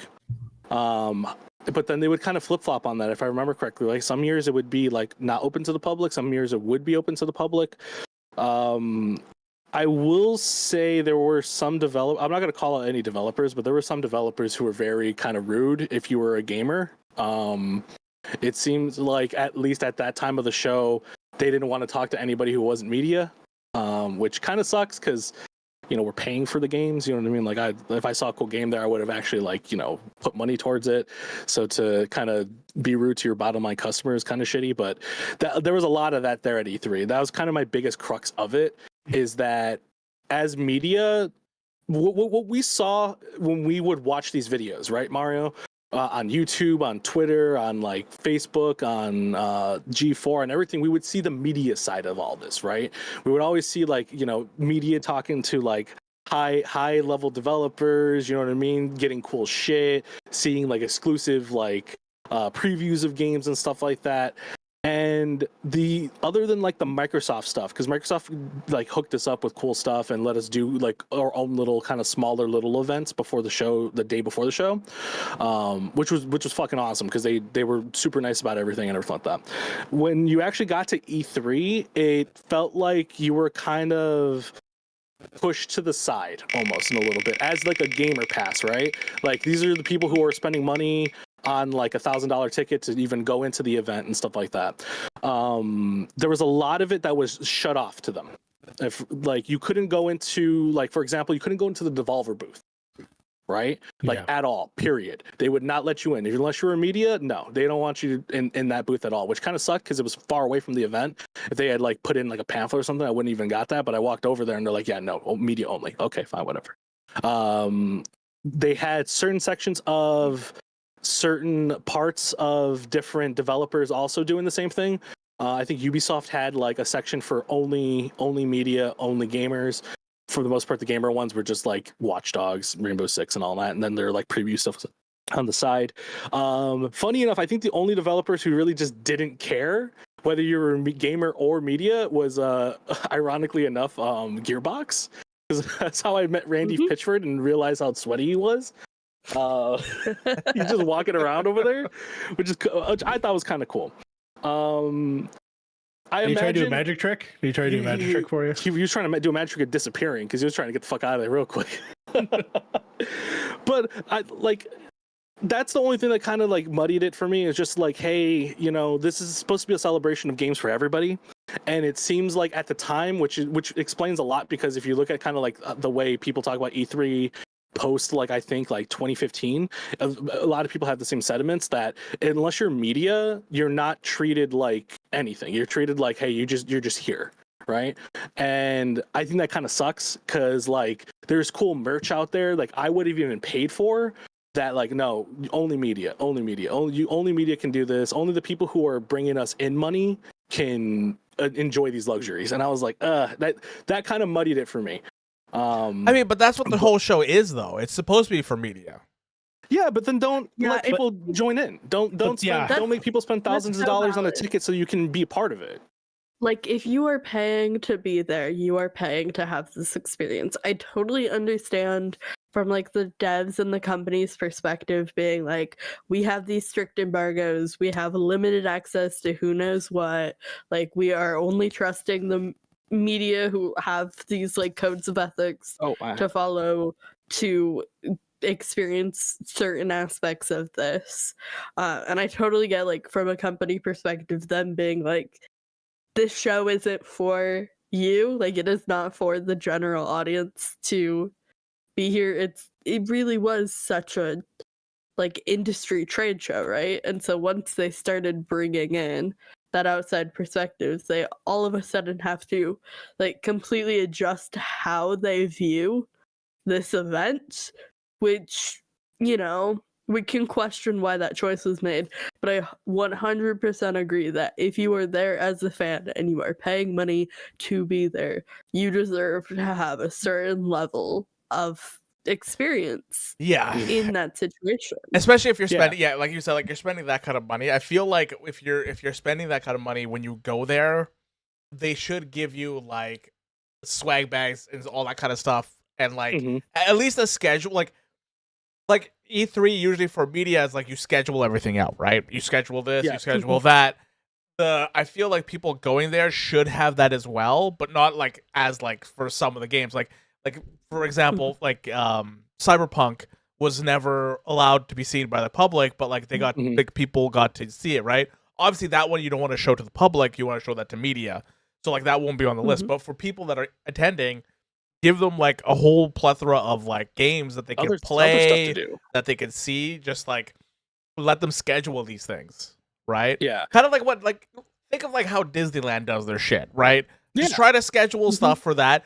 If people come, they come. If people don't come, then they don't, right? Just have like every like 30 minutes have people going in, boom, and then you know like it's kind of like that kind of type of thing. I think that would have been really really cool. Exactly.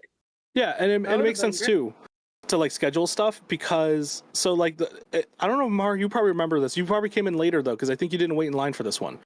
But they had exclusive like merch and exclusive stuff you can get from booths and stuff like that. So I wanted to get there early so I can get all this stuff.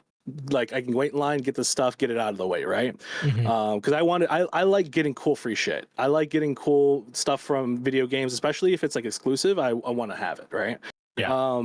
The way they did it was there's this giant fucking room, like literally in like a zigzag formation, right? Yeah. And media had its own line farther away. Like they literally put them so far away, like they didn't even like care.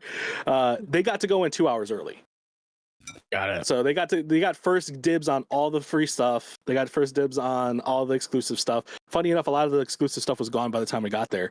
But they got to go in early, and then you had this like giant line of people just stacked left and right together, slowly being able to be entered into like the place.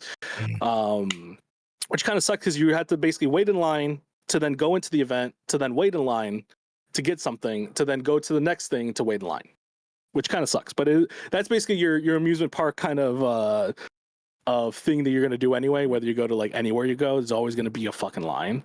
Yeah. But yeah, no, I mean, it does make sense. They did have time to like schedule that stuff. I imagine within those 2 hours that you have like free reign with just media people around. That's probably when you get most of your work done, like the most of your bigger work done, and then everything else just kind of is what it is. They did have outside stuff too, though. I know, Mario, you were outside for a lot of it. Yeah, they had some outside stuff. I know that they had the Mixer booth that they were showcasing, giving away free T-shirts. I think Frank walked away with like 3 different Mixer shirts. Yeah, Apex. I still wear them. The Apex Legends shirt. Yeah. But yeah, they're definitely certain things. I think like me and Frank definitely tackled E3 with different perspectives. He's correct in that I was mostly there for the experience of like seeing people and seeing things and seeing people at work, because that's what I remember the first time around in 2016 when I went, where I would sit and this is before the public was sort of invited. Like you would just be sitting around, and then like Travis Willingham would just be hanging out like at this wall with like Ashley Johnson from The Last of Us, and it was just kind of cool. And like you get to see people that you admire from these video games, and you know, people you watched on TV and stuff like that, and that was fun. And that's sort of my vibe also going into 2019 to a lesser extent, because you know, as it got more conjunctivated with all this extra excess of people, both being just gamers and also developers too. Like those are the other people that are being funneled in are actually employees and other people, other developers, not necessarily the people that are showcasing the games, which I thought was interesting. There'll be like a Ubisoft employee or like a what was one that I bumped into? I bumped into what was it? We did bump into a Ubisoft employee. I remember that. We did. That was actually sick. Where he was. We had a cool ass conversation with the Ubisoft dev, and he gave us some insights on some games. Not the insights on how games are made, not necessarily on games, because he can't do that. Yeah. He was working on Watchdog Legion at the time too, and he couldn't tell us because it was actually being shown off that show. But you know, it was cool, like being able to just sit and have those conversations with people. Like that's where I definitely came in, like getting and having, you know, that knowledge. In terms of like, you know, fun stuff and cool stuff, that was never my bag. So I never had those issues. You know, like it was never something that I was there for. But I could see how that can just be so frustrating, especially if like someone paid money to go here and then like to have these experiences so walled off in a way where it was inaccessible for the whole point. It's like it was like losing to begin with. Yeah. And don't even forget, some people were just downright rude if they didn't find out. If you weren't media, they were just rude to you. No, straight up rude. Sure. There's some game companies that are on my little blacklist that I'm like, I'm never buying a game from you, brother. So yeah, you have a while before you get my dollar, sir. But yeah, no, like I could totally understand that from that perspective. I will say though, like the things that stand out to me are actually going to the conference. And then, you know, I told the story last night, but also you can watch it in the video. Me and Frank got to the front row, and that wasn't, you know, we probably shouldn't, but we did. The way that it's presented, it was all 100% fine, which is crazy. Like we just got totally lucky. We got into the line that just so happened to cut to the middle. Yes. And we were right in front of that line. Yes. And we're right where we're basically Phil Spencer will be when he has this conversation, or to the right of us is where, you know, Keanu Reeves was when he appeared, and that was wild. And then also WWE superstars were right in front of us because there was a stage that was raised up, and you could look down and you could see them playing Gears of War, which was sick because we also got to play Gears of War down there. But like, yeah, no, that to me was the crazy, more interesting experience because we were in this room with everybody and having those moments live. Like that was wild. We should tell that story because I don't think people know that happens. So after the Microsoft conference, apparently this happens. Happened. I don't know if this is going to happen every year anymore, but happened every year, where after the conference is over, there's people in that audience who they throw a whole party in that area, like that whole stage and everything. They bring developers over there. They show off some games. I think they showed off the Series 2 Elite controller at the time. Right, it was all blown up. And everything. They show the controller. I did XCloud there for the first time. XCloud, they had an XCloud booth. They had an Age of Empires booth. Gears, with the actual people, with some of the voice actors from Gears. Yeah, if I remember correctly, they were there playing with us. They gave us free posters. So at the time they had Bungie there, not Bungie, 343. My bad. I thought. I got Bungie in my mind after this week, but 343 there, so you can go get like your Halo posters signed and everything like that. At the time, I think Infinite was still in development, So yeah, they didn't really. It was mainly for Master Chief Collection, which they had Master Chief Collection running for people to do like little LAN parties and everything like that. They had food. They had hors d'oeuvres. They had a little. We could tell this because Microsoft. I don't think Microsoft's ever gonna do the FanFest thing anymore. But they gave us these little like lottery tickets, right? Oh where God! You can scratch this off, and you had to go to like Lord. 5 booths, right? You go to 5 booths, they scratch off the thing for you, or they stamp it for you. I don't remember which way they did. Yeah, they would stamp it for you, and then you would scratch it off, and then they would give you another lottery ticket, and that lottery ticket would give you between 1 to 12 months of Game Pass. Right? Yeah. Depending on they're how not doing that. lucky They're you are. not doing that. They're never gonna do that 1 month or $1 Game Pass shit ever again. Never again. Well, yeah. You want to tell the story? You want to tell the rest of this? Well, I mean, basically, we would get, we would get our things stamped, but then we would also then get 12 more, and then get those crossed off and get 12 more tickets. Yeah, we stocked up on Game Pass because essentially nobody was really kind of paying attention to who was giving what to what. Nope. At this point, people are already drinking. People already had their things. I mean, once like Sunday rolls around, probably everybody's probably like after like the Microsoft conference because that's usually the last day one before E3. It was the day before. This one was E3. the day before E3, so we got all to do all this before E3. Because I was gonna say like after like because the Microsoft conference is usually the last one, right, on Sundays at like finish around noon. After that, everybody's probably just like, we'll get fucking drunk, dude. Our weekend is done, and we can just get drunk. It was just wild because me and Frank walked away with like 3 years plus of Game Pass for free. Yeah, our entire there's not really much pandemic, to show for it yet, but yeah, exactly. Our entire pandemic was covered for Game Pass. Oh yeah, It was dude, I'm on the verge. Gave some away. I'm on the verge of canceling my Game Pass. Me too. I mean, I already did. It's $16 a month, and I'm not really using it. It doesn't make any sense right now. But at some point, it will make sense. Just not right now. Yeah, if you don't want to play, or buy was it Persona 3? It's going to be on there. Yeah, but yeah, that's how we met. That's how we met Phil Spencer. He was on stage. He was signing autographs, taking photos with people. Cool, amazing fucking guy. I know we meme about him being short. I know we meme about him, with his tight shirts and everything like that. But honestly, his demeanor, just like meeting somebody, because you realize a lot about celebrities when you meet them, right? Yeah. Some of them are really cool. Some of them are shitheads. I don't think I've ever dealt with a shithead celebrity yet, so I'm kind of fortunate on that. We'll get to Michael one of our Pitt, better fuck ones. You. Huh? I'll say one. Michael Pitt, go fuck yourself. Google that person. But yeah, Phil Spencer was cool people. I got to tell him like, bro, at the time he was obviously in retrospect with everything going on with Xbox now, it's a lot different. But at 2019, he was bringing a lot to the table, So we got to thank him for that. He was really cool about it. And I think that night we also met another celebrity, but we didn't get a photo with him. I don't know why we didn't, but we didn't.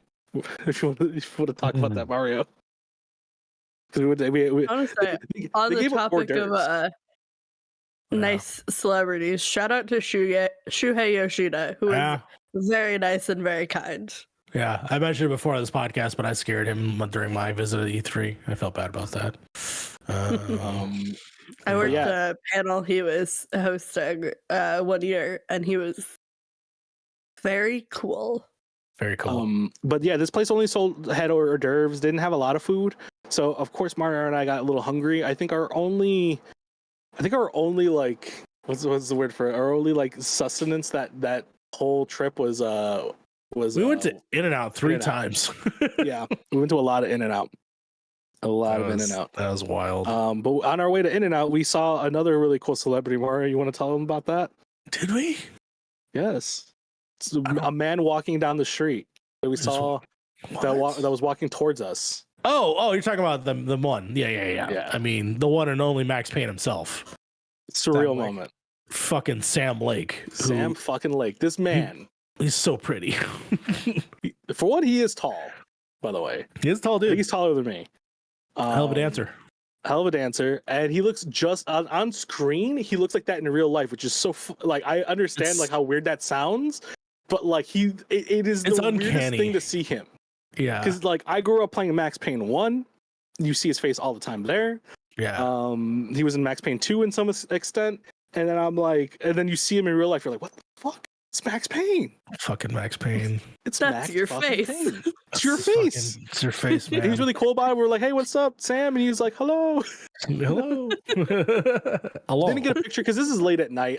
This guy's probably like tired by now. Yeah, I forgot we were at the convention. We're just walking around. Yeah, we were just walking around. He was hanging out. So that was cool. I do want to talk about your Bethesda experience, but before we do that, I think it's time for more games. Yeah, more games. Hell yeah. Let's do some more games because we've done what, six games? Yes, Something we like have a lot that. to go. Yeah, let's do 5 more. Aqua. If you're still in the chat, give me a exclamation point enter so we can put you into the list. Here, I'm a DM. Like, hey, come get free games. Let's see.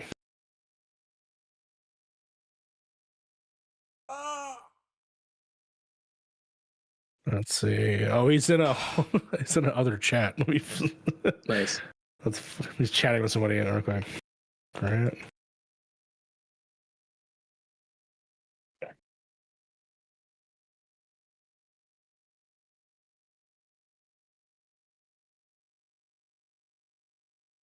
What is the command again? I enter, or what is it? Exclamation point enter. It's just mainly for us. It doesn't do anything. It's just us for us to acknowledge that they want to enter. We can go ahead and spin one before if he does it. They get entered after the fact. Okay. But, here we go. Yeah, let's give away some games. Go ahead and spin the wheel.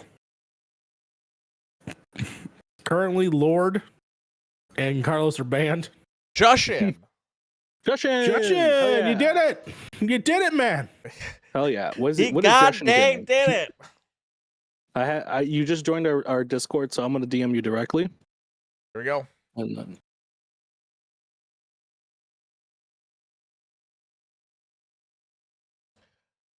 Friends versus friends.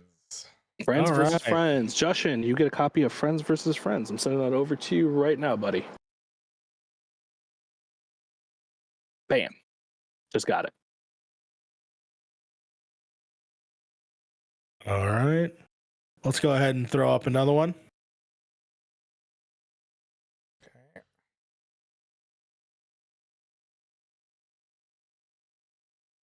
All right. It is now.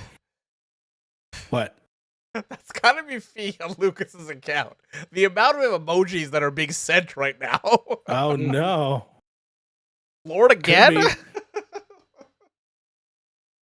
Was it Lord again? Lord again. That's funny because I saw those messages and was like, Lucas seems like the kind of person to use a lot of emojis. That must be him. I don't know. What do you think, guys? Should we give Lord yet another game? Is this his third game? 3? Should we max it out at 3? I think we should max it out at 3. Lord, you were too lucky. You were first too lucky on the list. Yes, you're now. But we will honor it. Congratulations, you're the first person to be honored. The next Friends versus Friends. You're such an emoji dude. No, okay. Lucas, I'm sorry, Lucas. I'm sorry. That was on me. That was on me. You know, that was on me. I don't expect emojis. I don't expect that many emojis. All right, I sent that over to Lord. Did we already get that one? No, we have 2 copies of it. Oh, we had 2 copies of it. Okay, that's right. Okay, cool. I think we did. Hold on, let me just double check that because I think we just gave that game away. We did just give that game away. PG-3. Okay, you know what, Lucas? You passed the test. You passed the Cylon test right there. You passed the Cylon test. 2 different codes. Oh, okay, cool. All right. Do you want to load up more games on that list? I can see if I have a few here. There's so many in this chat. Yeah, but most of those have been donated. And I'm not going through all those to. Oh, I see. You don't know. Oh, interesting. Yeah, because anything above yours is the ones you posted should still be good. The ones I posted might have already been donated to charity. Got it. That's I know for a fact like that. This big list of games from April 21st has all been donated to charity. Okay.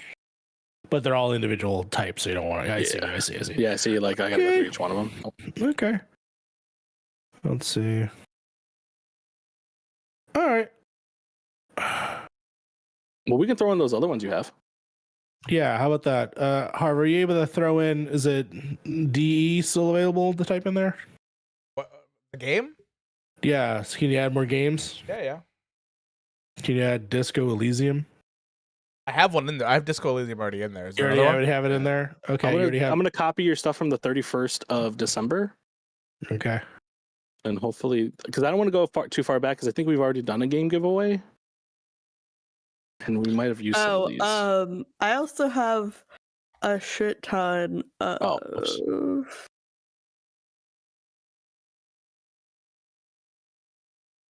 I don't know if these have codes, so. All right, well, we can just leave the ball rolling then. Harv, go ahead and give us another spin. So this will be the third one right now. Go ahead and spin this one out. I swear to God, Lord, if you try and steal this one. Oh, I already taken it off the list. It's fine. Dustin, you win a game. Dustin's winning a game. What game is Dustin winning? What is Dustin winning? he is winning. It'd be hilarious if Dustin wins WWE. I'm just saying. That would be fucking funny. Oh, the outer. That's supposed to be the outer wild World. Outer worlds. It's supposed to be outer worlds. Outer worlds. Outer Worlds and its DLC. I think it's like the Ultimate Edition. Yes. Dustin, that's a long ass game. Congratulations for another long ass game. Congratulations, this is a long ass game. Cool. Actually, one I've never played. Really good. Perfect. It's like Fallout New Vegas. Same people who made Fallout New Vegas. Obsidian. Fantastic. And it's coming out with a sequel. It's really good. It's actually a pretty decent kind of Fallout like. Very short though. Very short. Very good. Very good. All right. One more. Because then we'll be at like 10, I think. Okay. We have 5 games left. Outer Worlds out of here. All right. We have 1, 6, 9. No, sorry, 7. We have 7 games up left. And it's Lucas this time. Let's go. Lucas. Let's go. Hell yeah. Love to see it. What is Lucas getting? Lucas, aka Fee. What are they getting? Here we go. WWE 2K23. Yeah. Lord's right. Yeah. Lord's right. No way. Yeah. What do you get? WWE. WWE 2. I'll take the code from mine, Mario, and I'll okay. Keep yours up. Lucas, you now have the honor of making all of us in the game and making matches. So please. Where is Lucas on my list here? That is incredible. There you go, Lucas. Just sent that over to you. If you're still trying to get WWE 2K23, don't worry. It is still up for grabs. Yeah, there's still one more copy, I think. Yeah. So we still got another one. Oh, that's so fucking funny. I want now we need Fee to go through the character creator of WWE 2K23 just to see matches. Wait. Oh, don't worry, Fee is so Fee will take care of that. Yeah, I'm not a big character. Yeah, I'm the same way too. I can't do character. I just make a giant monkey, little giant gorilla. I either get way too invested or spend 0 time on it. There's no in between. Yeah, that's awesome. All right, we might add some more games to that list, but for right now, I think we have, at least in our original list, 1, 2, 3, 4, 5 games left. Yeah, I mean, in terms of what we're available to give and the money that we have left, so we'll give those out momentarily near the end here. But Frank, I did want to at least wrap up some of the conversation that we were having. You also had the opportunity to go to the Bethesda one, yes. Tell me that story. So this whole E3 trip was just a amalgamation of luck, honestly. Because not only did we win tickets to go to E3 in the first place, right? one of my friends actually won tickets to go to the Bethesda conference as well, who was also going to E3. He only goes for the Bethesda conference though, so he went to LA just for that, and then afterwards went to go hang out somewhere else. But yeah, he took me along with him, and man, what a fucking conference, dude. The Bethesda conference was insane. I think that's when they announced Doom Eternal. They at least announced like the collector's edition of it, because I remember sitting in the seat with shitty Wi-Fi trying to fucking pre-order the damn thing. And I have it over there. It's sitting on one of my tables right now. But I have the Doom Eternal helmet. Really cool stuff showing off there. The Fallout 76 people were a little bit weird because they were basically huffing copium at that point. That game wasn't fixed yet, and they were making it seem like it was the best thing since sliced bread. Got to see Todd Howard. Got to beat Todd Howard. He was really cool. Got to play Doom Eternal early.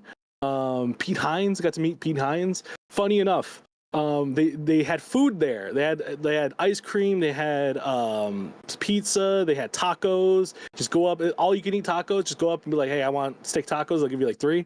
The Bethesda people didn't eat any of that food. They literally shipped in and out. Like they had this whole little area in the back. You will see it in one of my photos. If you look at the photo with Pete Hines, you'll see it in the background. It says Bethesda E3. You'll see all these tables. That's where they had all, like, I guess they do all the industry business stuff. You had people like, I think Phil Spencer was back there. They had people talking and stuff like that back there. That's where all like the business meetings were done. But they had ordered in and out. Like what's the word for it? Catered in and out. Catered? Yeah, catered in and out. Which I thought was hilarious. Good end of the night. I met up with Mario, and then I think we went to In and Out ourselves. But on the way out was hilarious because that's when I met Todd Howard, because Todd Howard at the time when I met Pete Hines was in the back talking to like industry people in that area. We couldn't go back there obviously because it was only 4 industry people. But as he's coming out, Todd Howard is fucking drunk. Okay, this man is like bobbing and weaving. But this man, he's got a lady behind him, right? Just walking. And he's got 2 ladies with him like this. And he's walking around like a fucking rock star. And I'm like, can I get a photo? He's like, fuck yeah, man. So me and my boy got a photo with him. And this guy just leaves after that. He dips. He goes out of the convention center. He's got 3 women with him. I'm like, Jesus Christ, Todd Howard. What the fuck? All right, dude. But yeah, Todd Howard. Apparently a playboy as well. Those leather jackets, you know? It's a leather jacket. It's a leather jacket in the hair. Leather jackets and the lift shoes, you know? The lifted shoes. Yeah, he wasn't wearing the lifted shoes at the time. That's only for stage presence. Okay, that's only for stage presence. Yeah, but yeah, it was really cool. It was really cool to see just that stage and see how the screens work and everything like that. It looked amazing. I wish I remembered everything that got revealed that day, because I think we had some really cool reveals from Bethesda at the time. In 2019, I just don't remember all of them. I know Doom Eternal was one of them. I know Fallout 76 was on the stage. I don't think you've seen the actual video pack clip of it, right? I think that's the year Iki Nakamura was Ikumi Nakamura for Ghostwire? was on the stage. Yes. Yeah, maybe. I think it was her first time on stage. Yeah, I think that was the year she was on there. That was awesome. Never got to meet her. I think that after that, a lot of people were like, I very vaguely remember people talking about trying to find her at E3 because they wanted to meet her so goddamn badly. And I was like, if you have this many people actively saying that, you're not gonna find her. So I gave up on that a long like ASAP. She wasn't at the after party at all, so I don't know where she was, but yeah, no, it was great. The Bethesda conference is really cool. Only thing that sucks about it is that if you, let's say like you wanted to go get something from your car or wanted to go grab something or that, you couldn't leave and come back in. I understand security wise why that makes sense. I'm literally about to go outside, maybe go smoke something really quick and then come back in. You know what I'm saying? But yeah, that's why edibles were made. But yeah, Jesus great Christ. Great time over there. I think I also won a PS4 at the conference out of sheer luck. Nice. Met some cool people. I still talk to some of those people, and yeah, no, it was great. Trying to get a PS5 through TSA was kind of fun. They were a little worried about that one. I don't know why. That was a whole thrill. Just a little bit. Yeah. Yeah, man. It's interesting. It's interesting to see what It does kind of suck that E3 the ESA couldn't figure it out on how to like, you know, change their formula and stuff like that and adapt. Because like it is nice having all the publishers in one place. But I don't think like I know SGF is supposed to be something like that, right? But I don't think we're gonna get that anymore because everybody's just doing their own thing. Because like they even said in their statement, they're like, yeah, everybody's just doing their own thing now at this point. Yeah, it's cheaper for them to do it. It just doesn't make sense anymore, right? Like at the time, it made sense because it brought people together, right? It brought, I think Hideo Kojima said it best. It was just like, without E3, Japanese games wouldn't have hit mainstream as much as they would have, or at least wouldn't have done it as quick as it did. Because you had Japanese developers now talking to Western developers and then being on the same stage as them, right? It brought people together. It really did. But now we're also in a digital age where we're also connected. You can all find it pretty easily. Yeah. Like if you want to talk to, like especially like indie devs, it's so easy to like directly reach out. You can talk to like the person who made X or whatever. Yeah. And you have to understand too, as much as we love E3, as much as we give it like this like pedestal, at the end of the day, it is still a business. It still has to profit. It still has to make money. They aren't doing it for free. They aren't doing it in the gracious of their hearts. They're still a corporation, right? That means developers have to put money to be there. That means developers have to pony up for booths, for marketing, and all that. Obviously, that's in their budget. But for the ESA, you know, that money has to go to them, right? It's cheaper to go online and just throw out a trailer, right? That's literally almost free marketing there. Just produce your own in-house. That's all you gotta do. Look at the way Devolver does it, right? Devolver does it in a very unique way.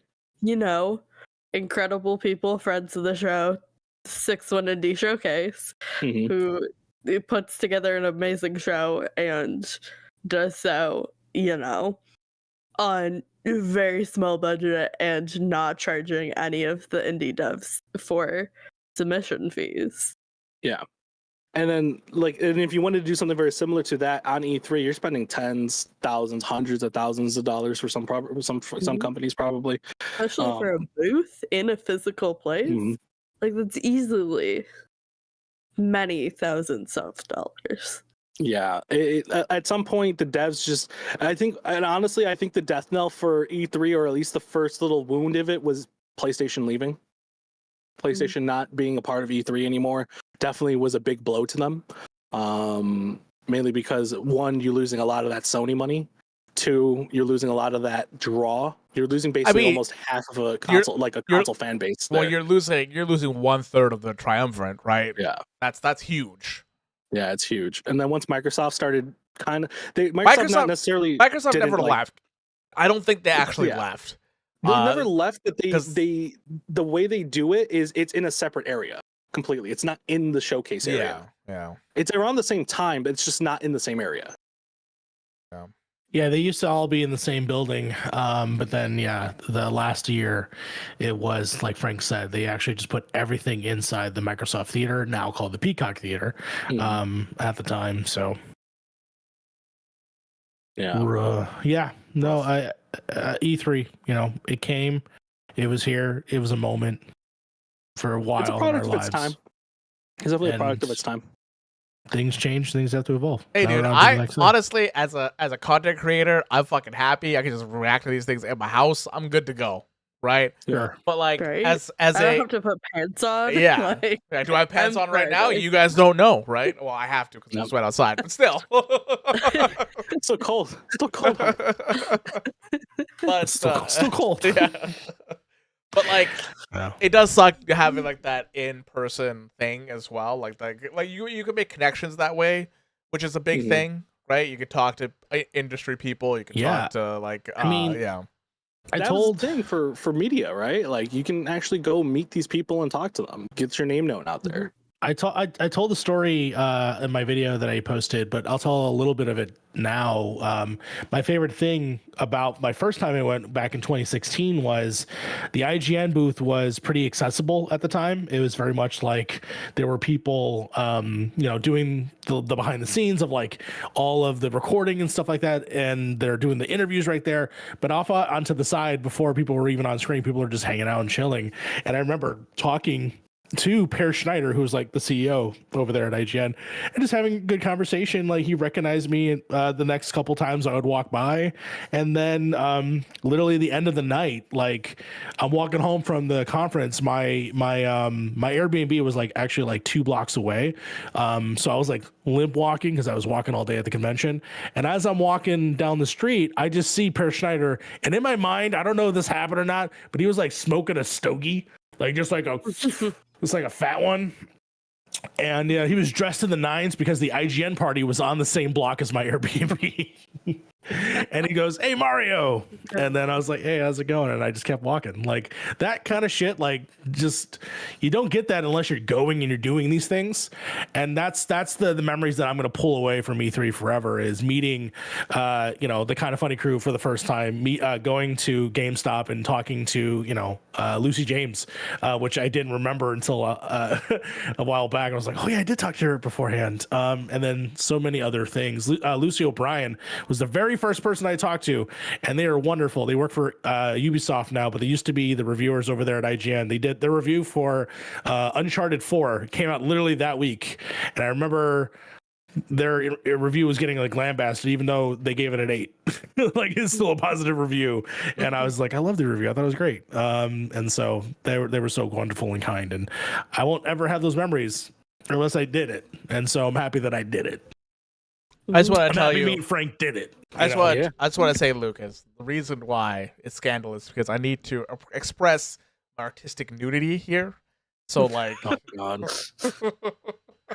I will say, for the record, I am wearing pants today because I did come immediately from work. But in 99.9% of the content we are making, I am not wearing pants. I'm taking my pants off now. How about that? Listen, artistic nudity. But yeah. E3 will definitely be missed, but with Jeff Keighley kind of taking the reins now, because even E3 at the time when we really kind of got into it, Jeff Keighley was kind of the main guy there, right? He was kind of our host. He was always kind of the host. He really is the mastermind. My man's taken over the gaming industry little by little.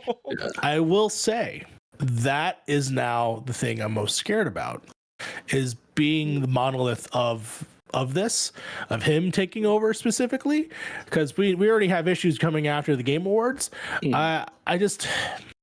Part of me wants it to be not a person. I want it to be a thing, and it being E3 as a thing was great, because then I could look at other sources. But the problem with that, though, the E3 is run by people, and the people just didn't do anything with it. No, I agree. Right? I agree. There was just no forethought as to how to control the new media age.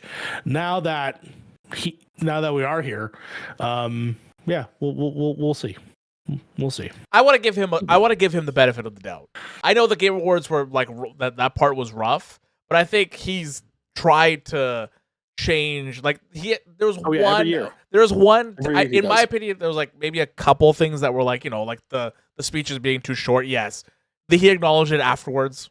He's going to change it for next year. It just sucks that we have to wait an entire year for the changes, and not like we don't get that immediate gratification with it. It's just like, okay, now we have to wait one more fucking year, and then it's just, it's one of those kind of type I will things. say, I like living in delusion.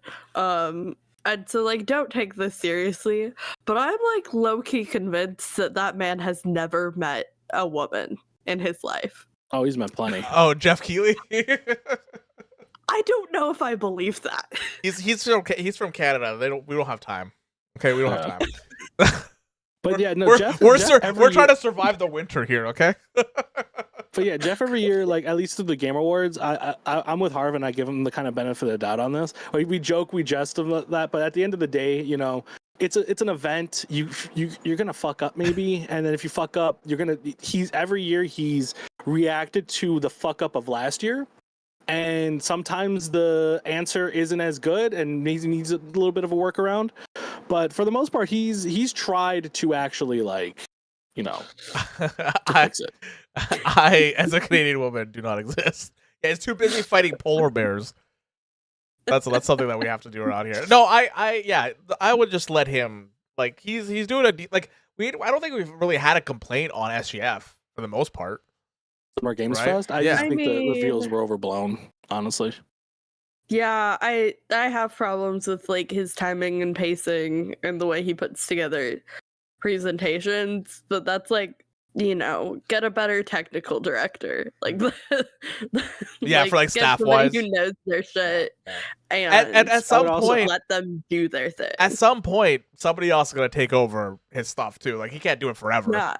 Right. Yeah, and I want to say, like, for the record, I'm not like anti-Jeff or whatever. I think he's a great, you know, contact. He has a lot of reach within the industry. He's a good central figurehead. He's a good face of, you know, I mean, I wouldn't say he's the face of the entire games industry, but he is a good face of like a presentation. And I think that has really strong power. I just think he needs a better team working on the projects. I think he's great as the contact, as the resource, as the bringing everybody together, as big the face, and like the name. But I really do think that team could use a massive overhaul. The problem with that is more just like, you have to understand too that like this industry very particularly, there is no pleasing everybody. And he is literally on stage trying to please everybody. There is no pleasing everybody. Someone's gonna find a little hole in your stuff. You didn't give this guy X amount of extra time. You didn't do this for this amount of extra time. You did this wrong or something like that. Every year you're always gonna have that. And I think every year he's reacted to it in a way where like the more important problems were addressed. Maybe not the best, but he's figured out a way to get it. I think the way he reacts, I often have a lot of problems with. Well, like last year, right? Like, take last year, for example, right? The Christopher Judge thing was a contention for a lot of people.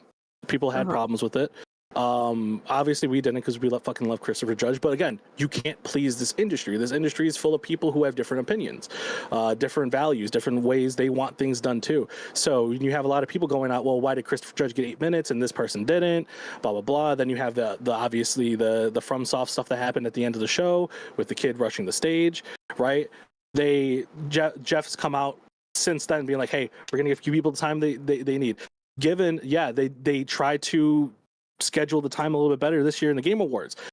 Was that time really well done? No, but he did say that he was trying to make it more relaxed throughout the whole show. It's just obviously when you have a team of people, it's kind of hard to relay that information, right? And then the whole rushing the stage thing, that didn't even happen this year, which is good. So he definitely does react. Bare minimum. Show it might not just be the way crashed. you want him to, right? And it's a step into the right direction, you know. It's a step in the right direction, right? Like, but like, yeah, like I said, but he's reacting. He just might not be reacting the way you want him to. Right? I would give, and I think that's why I think he needs a better team. Yeah. Like, you have to do the work to put on the best showcase you can, and it's not about like how who you are pleasing or who you like trying to make every single group happy. You have to put together a solid showcase and understand that certain people aren't going to like certain aspects, but if you are doing the best piece of content you can, it will show and people will understand that it is quality. I just think that's definitely easier said than done, especially in this industry, because like I said, we had a discussion after the awards too, where people were like, well, why is there so many reveals now? It's like, well, because we had a year the Game Awards where they didn't have a lot of reveals and people got mad. We had a year where we gave more people more time. They got mad. There was not enough reveals. We have this year where I feel like there was too many reveals, too much time on the reveals. Now people are mad about that. You know what I mean? It's definitely easier said than done. You can't predict what everybody's going to react to the show because everybody has a different opinion on what the show is. You know what they should do is make this a 5-hour show. Fuck it. You know? Yeah. God, no. Absolutely not. Reject the premise. I don't think adding more time to it. I think it's just there's a way to baseline put for what the together show a is. balanced showcase. Or we're talking about the award show. There's a way to put together a balanced award show that feels good and flows and has consistent timing and people feel engaged throughout the whole. I'll say this: if you got the answers to do that, because nobody has done that yet. I'll say this: you have the answers to how to do that. 100%. Here's my Make answer. me your TD. Hire me. Here's my answer. Let's not put all the focus on this one show as an award show when it barely wants to be an award show. Yeah, that's it really the thing. It really doesn't. Yeah, it doesn't. It feels more like E3 winter, and I'm okay with that. I'm okay with that being its thing. I will say though, there are other fest. Why can't we have a summer and a winter games fest? I think right at this moment, which they already do, but I think at this moment with the award stuff, I'm more interested in checking out the DICE Awards because I do want to see the people that I care, the things that I care about to get honored, and I think that will be the space in which that will be showcased. It's just that it doesn't probably get enough love, and or people just don't give a fuck about it. So those are the two things. And so. Sexy. It's not sexy, and I don't know if award shows should be sexy. Like I get the same complaint when it comes to the Oscars, and people will complain about that too. And there's no ads on that one. I mean, they're ads. Don't get me wrong. The ads are stupid, but they're not ads for like Aquaman 3. You know, like it's not none of that shit. But people will complain about that show fucking ad nauseum as well. That's what I mean. Like everybody has their own idea what these shows should be, right? Everybody, and when you have that broad sense of like, oh, I think the show should be X, then when somebody creates it, they physically possibly cannot please everybody. And the best thing they can do is try to just look at the criticism of one year and try to fix it for the next year. They'll create more criticism, and then eventually they'll get it. But it takes time. It takes money, and it takes actually putting it on paper and on on an actual stage for you to find those errors, to find those problems and address them. Right? You can't just say like, "Oh, this is how it's going to happen," because that's not how it's going to happen. Yeah, and I'll say this to everyone watching: the answers will not be solved tonight, or Definitely by not. us, or the next 5 years, or the next several I have times. Great ideas on how to put together a showcase, how to put together a award show. I spent a lot of my collegiate time thinking about live studio production. So you know what? But then you also have to. Here's what we're doing. Like, is your staff announcing it now? Are you getting enough advertising? Point in progress awards. Are you getting paid? No. That's the problem. But yeah, E3. If Goodbye. somebody wants to pay me, I will. I'm not doing that shit for free. Yeah, but that's the thing, right? Like, do you have enough advertisers to pay for the event? There's other stuff too. There's a reason why there's so many ads during the Game Awards, because you still got to pay the bills. In order to pay the bills, we have to go ahead and support our fans and friends over in our chat. We have to give away 5 games left. Last 5, Harv, last 5. We're gonna go ahead and give out 5. We're gonna add some people to the wheel. Looks like Aquad is entering into the fray. So if we can add him into. Stop playing Fortnite. He wants to play Fortnite real bad. He wants to do the gritty. You can't do the gritty in Lego though, which kind of sucks, but it is what it is. It is, yeah. That does suck. There are some emotes that are coming. Obligatory fuck the flyers. Harv has disappeared. I'm here. What? Oh no! You're not a ninja anymore. Harv is a ninja. I don't know what you're talking about, my dude. Oh, I can literally screenshot it right here that he is missing. Oh, he showed up on ours, I guess. Let's see here. All right, ready for the name? I'm ready for the name. Go ahead and smash that wheel. Oh, yeah, he's on there. Cool. All right. As the wheel spins, we got Dustin again. More games for you, Dustin. Dustin's getting another one. More games. Another one. I think something's wrong with this wheel. It's picking the same person twice, isn't it? Didn't Dustin just won one, or was that Jushin? Jushin won the last one, I think. Okay, never mind. Jushin won the last one. 100%. 100% fake. Here. All right. In the game. Okay. That's to get ready to win again. Oh yeah, you got to Yeah, there you go. You got WWE 2K33. Don't install it for another 10 years though. Don't install it for another 10 years. Yeah. 2033. Yeah. All right, I'll let you handle giving away that code. And congratulations. I hope you make again the shout out to both Lucas and you. If you make us into the game and make a video about it, we'll watch it. Yeah, we'll watch it. Might even show it on the podcast. Yeah, we'll show it on podcast. If you actually can produce like a whole fighting match between us, like that would be hilarious. We'll only show it if I win. Okay, well, we'll see about that. All right, let's go ahead for the next one. Yeah, I think we might as well just give away the rest of them at this point, right? Yeah, might as well. Highly biased. All right, here we go. Dustin, luckily think of the tag team. Yeah, exactly. All the tag teams. My God. And the win. It is spinning. Aqua. Oh, Aqua. Look at you. Grant got something. It's like a good chance. Let me see what games. Oh, no. All right, I forgot to take out this one. There's some good games up for grabs here. All right. I'll DM it to you immediately. Oh, something happened on screen. The wheel's missing. Not the wheel. Not the wheel. The wheel. Wheel. Don't bite my nose. The wheel. Oh, there's a little cat. Baby. You can't see her because she's all grown up, and I'm wearing a black shirt and a black background, so she is stealthy. She's stealthed out. Here, actually, I'll put her on camera here. Let's see. Here you go, little baby. Look at that. Oh, you've gotten so big. Yeah, she's gotten pretty big. Staring around. I don't know why this one's not popping up anymore. Little baby. This one pops up. This one just doesn't want to. What if I just spin it? Oh, there we go. I just spin it. It works, yeah. All right, cool. And Grant, the game that you have won is Metal Hellsinger. Hell yeah, dog. Let's go. All right, I'll copy that. Bring that right off to you right now. Let me know when you do it so I can delete it off the list. Gotcha. Let's see. I believe he is currently chatting it up in a chat here. Yep, here we go.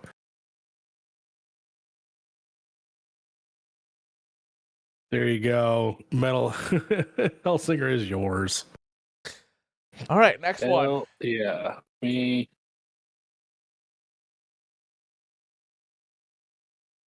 All right, next one. Aqua again. Oh God! All right, this fucking wheel. Something's wrong with this wheel. It's rigged. All right. Let's see what other games Grant wins. Oh Lord! Here you go. Wheel is rigged. I believe pretty much everyone has gotten a game that has participated at least. Mm-hmm. Nardi. Double I think checking. Nardi's the only one that hasn't, I think. Nardi hasn't. Don't worry, we'll have something for Nardi. Unpacking.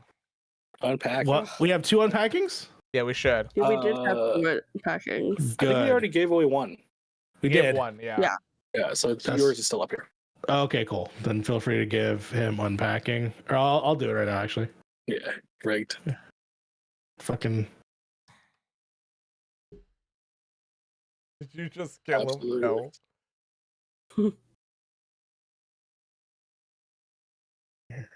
Unpack.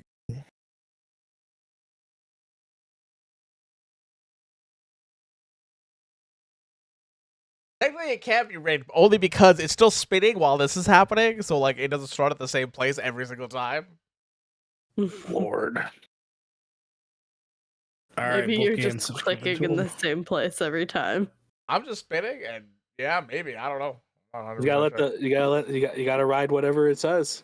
That's the wheel. That's the wheel. All right, we'll go again. Jushin. All right, Jushin, you want another one? Just sneeze. Is Justin winning?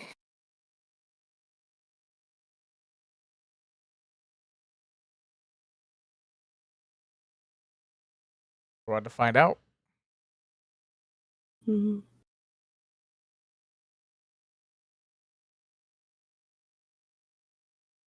Oh, it's right on the edge. What is it?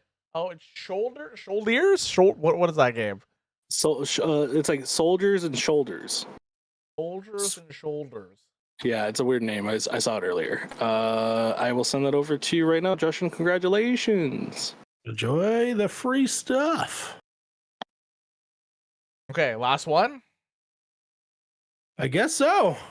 And then whatever we have left, we're gonna give the Nardi. Since he's the only one that hasn't got anything.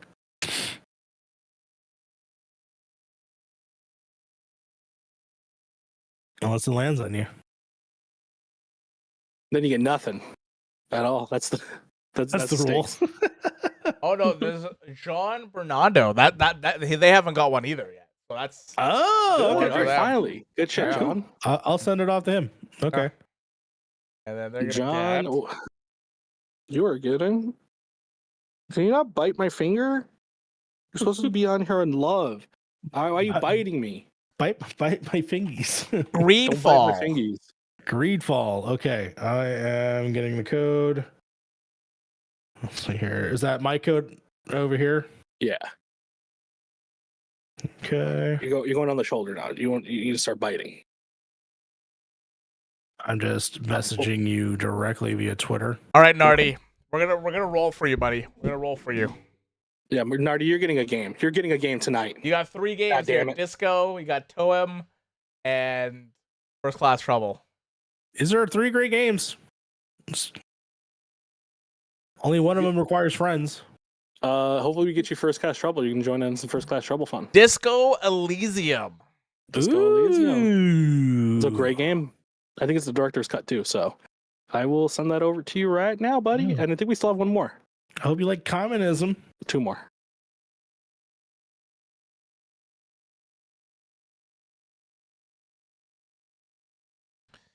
Disco. I mean, yeah, we have 2 more games, but we just roll for people, I guess. Yeah, fuck it. Whoever gets them, gets them. Yeah. Harv, can you send that over to Nard Dog? I don't have him on my immediate list here. Yeah, I can DM it to him. Let me see. Actually, hold on. I might be able to pull him up on the Point in Progress one. Dustin again. Dustin just stays winning. Dustin, you have 2 choices here. I think you already have First Class Trouble. You guys are blind. You are blind. I'm pretty sure your thing lit up. I could be wrong. I'm not paying attention to the screen right now. I'm trying to find Nard Dog on here. Toem. Congratulations. We're gifting you Toem, so enjoy. And I think even if it was Lucas, I think he already has. Do you have First Class Trouble? Because we could just gift him First Class Trouble if that's the point. If that's the case. You know who doesn't have First Class Trouble? Me. Does it work for Mac? That's the question. Yeah. I have a laptop now. Oh yeah, you do have a laptop. There, you can have the code. I think we have another one somewhere we could probably use for that. I think I still have a First Class Trouble code. You do already have it? Okay. Well, there it is. Is that it? That's all of them? Oh, he already does have it. Yeah, see? Yeah, okay. All right. Yeah, because I think we've played with Lucas before. We definitely played with Fee, and Fee's a damn monster at that game. Absolute murderer. Go watch Harv's TikTok of Fee murdering Harv. Just absolutely the craziest. Multiple times. Multiple times. In a row. 37 times. Yeah. But I think that's gonna do it for the show tonight. Yeah, I want to again thank everyone in the chat for participating, both on the YouTubes, on the Twitch. Of course, thank you for watching the Game Awards with us. Thank you so much for getting that high score, giving out that many games. We're just going to have to figure out a way to save up and get more games for next year, which will be a blast to do. I, of course, want to thank everyone here in the chat, talking it up, E3 and all things. I'm gonna go ahead and do the roundtable as we go along. Harv, where can people find you on the net? You can find me beard and hair pretty much everywhere. There's gonna be a bunch of content rolling out for me and on Pip too, because I'm finishing up my Game of the Year stuff tonight. Getting that done. I'm getting it recorded. I'm gonna get it all fucking done today. I'll have 5 videos on my channel, and then we'll have the individual videos for our for Point in Progress. But yeah, no, pretty much beard in the hair, pretty much everywhere. Fantastic. Sly, where can people find you on the net? You can find me at SlyClidMC. You can also find me live on TikTok tomorrow night, Thursday, for Thirsty Thursdays. You can find me on We'll Throw the After Party. We're doing our last show of the year, our holiday episode, this Saturday. It's going to be a great time. Lots of chaos. Fun things abound.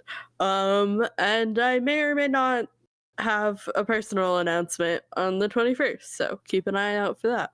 Very cool. Very cool. With that, Frank, what do you got going on? What's going on? Follow me on the TikToks at the FrankGV, and follow me on Twitter at the FrankGV. We need to change our description for YouTube because it still says my old Twitter things, by the way. Yeah, it does it. That's funny.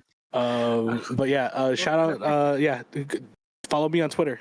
I'm trying to order food right now.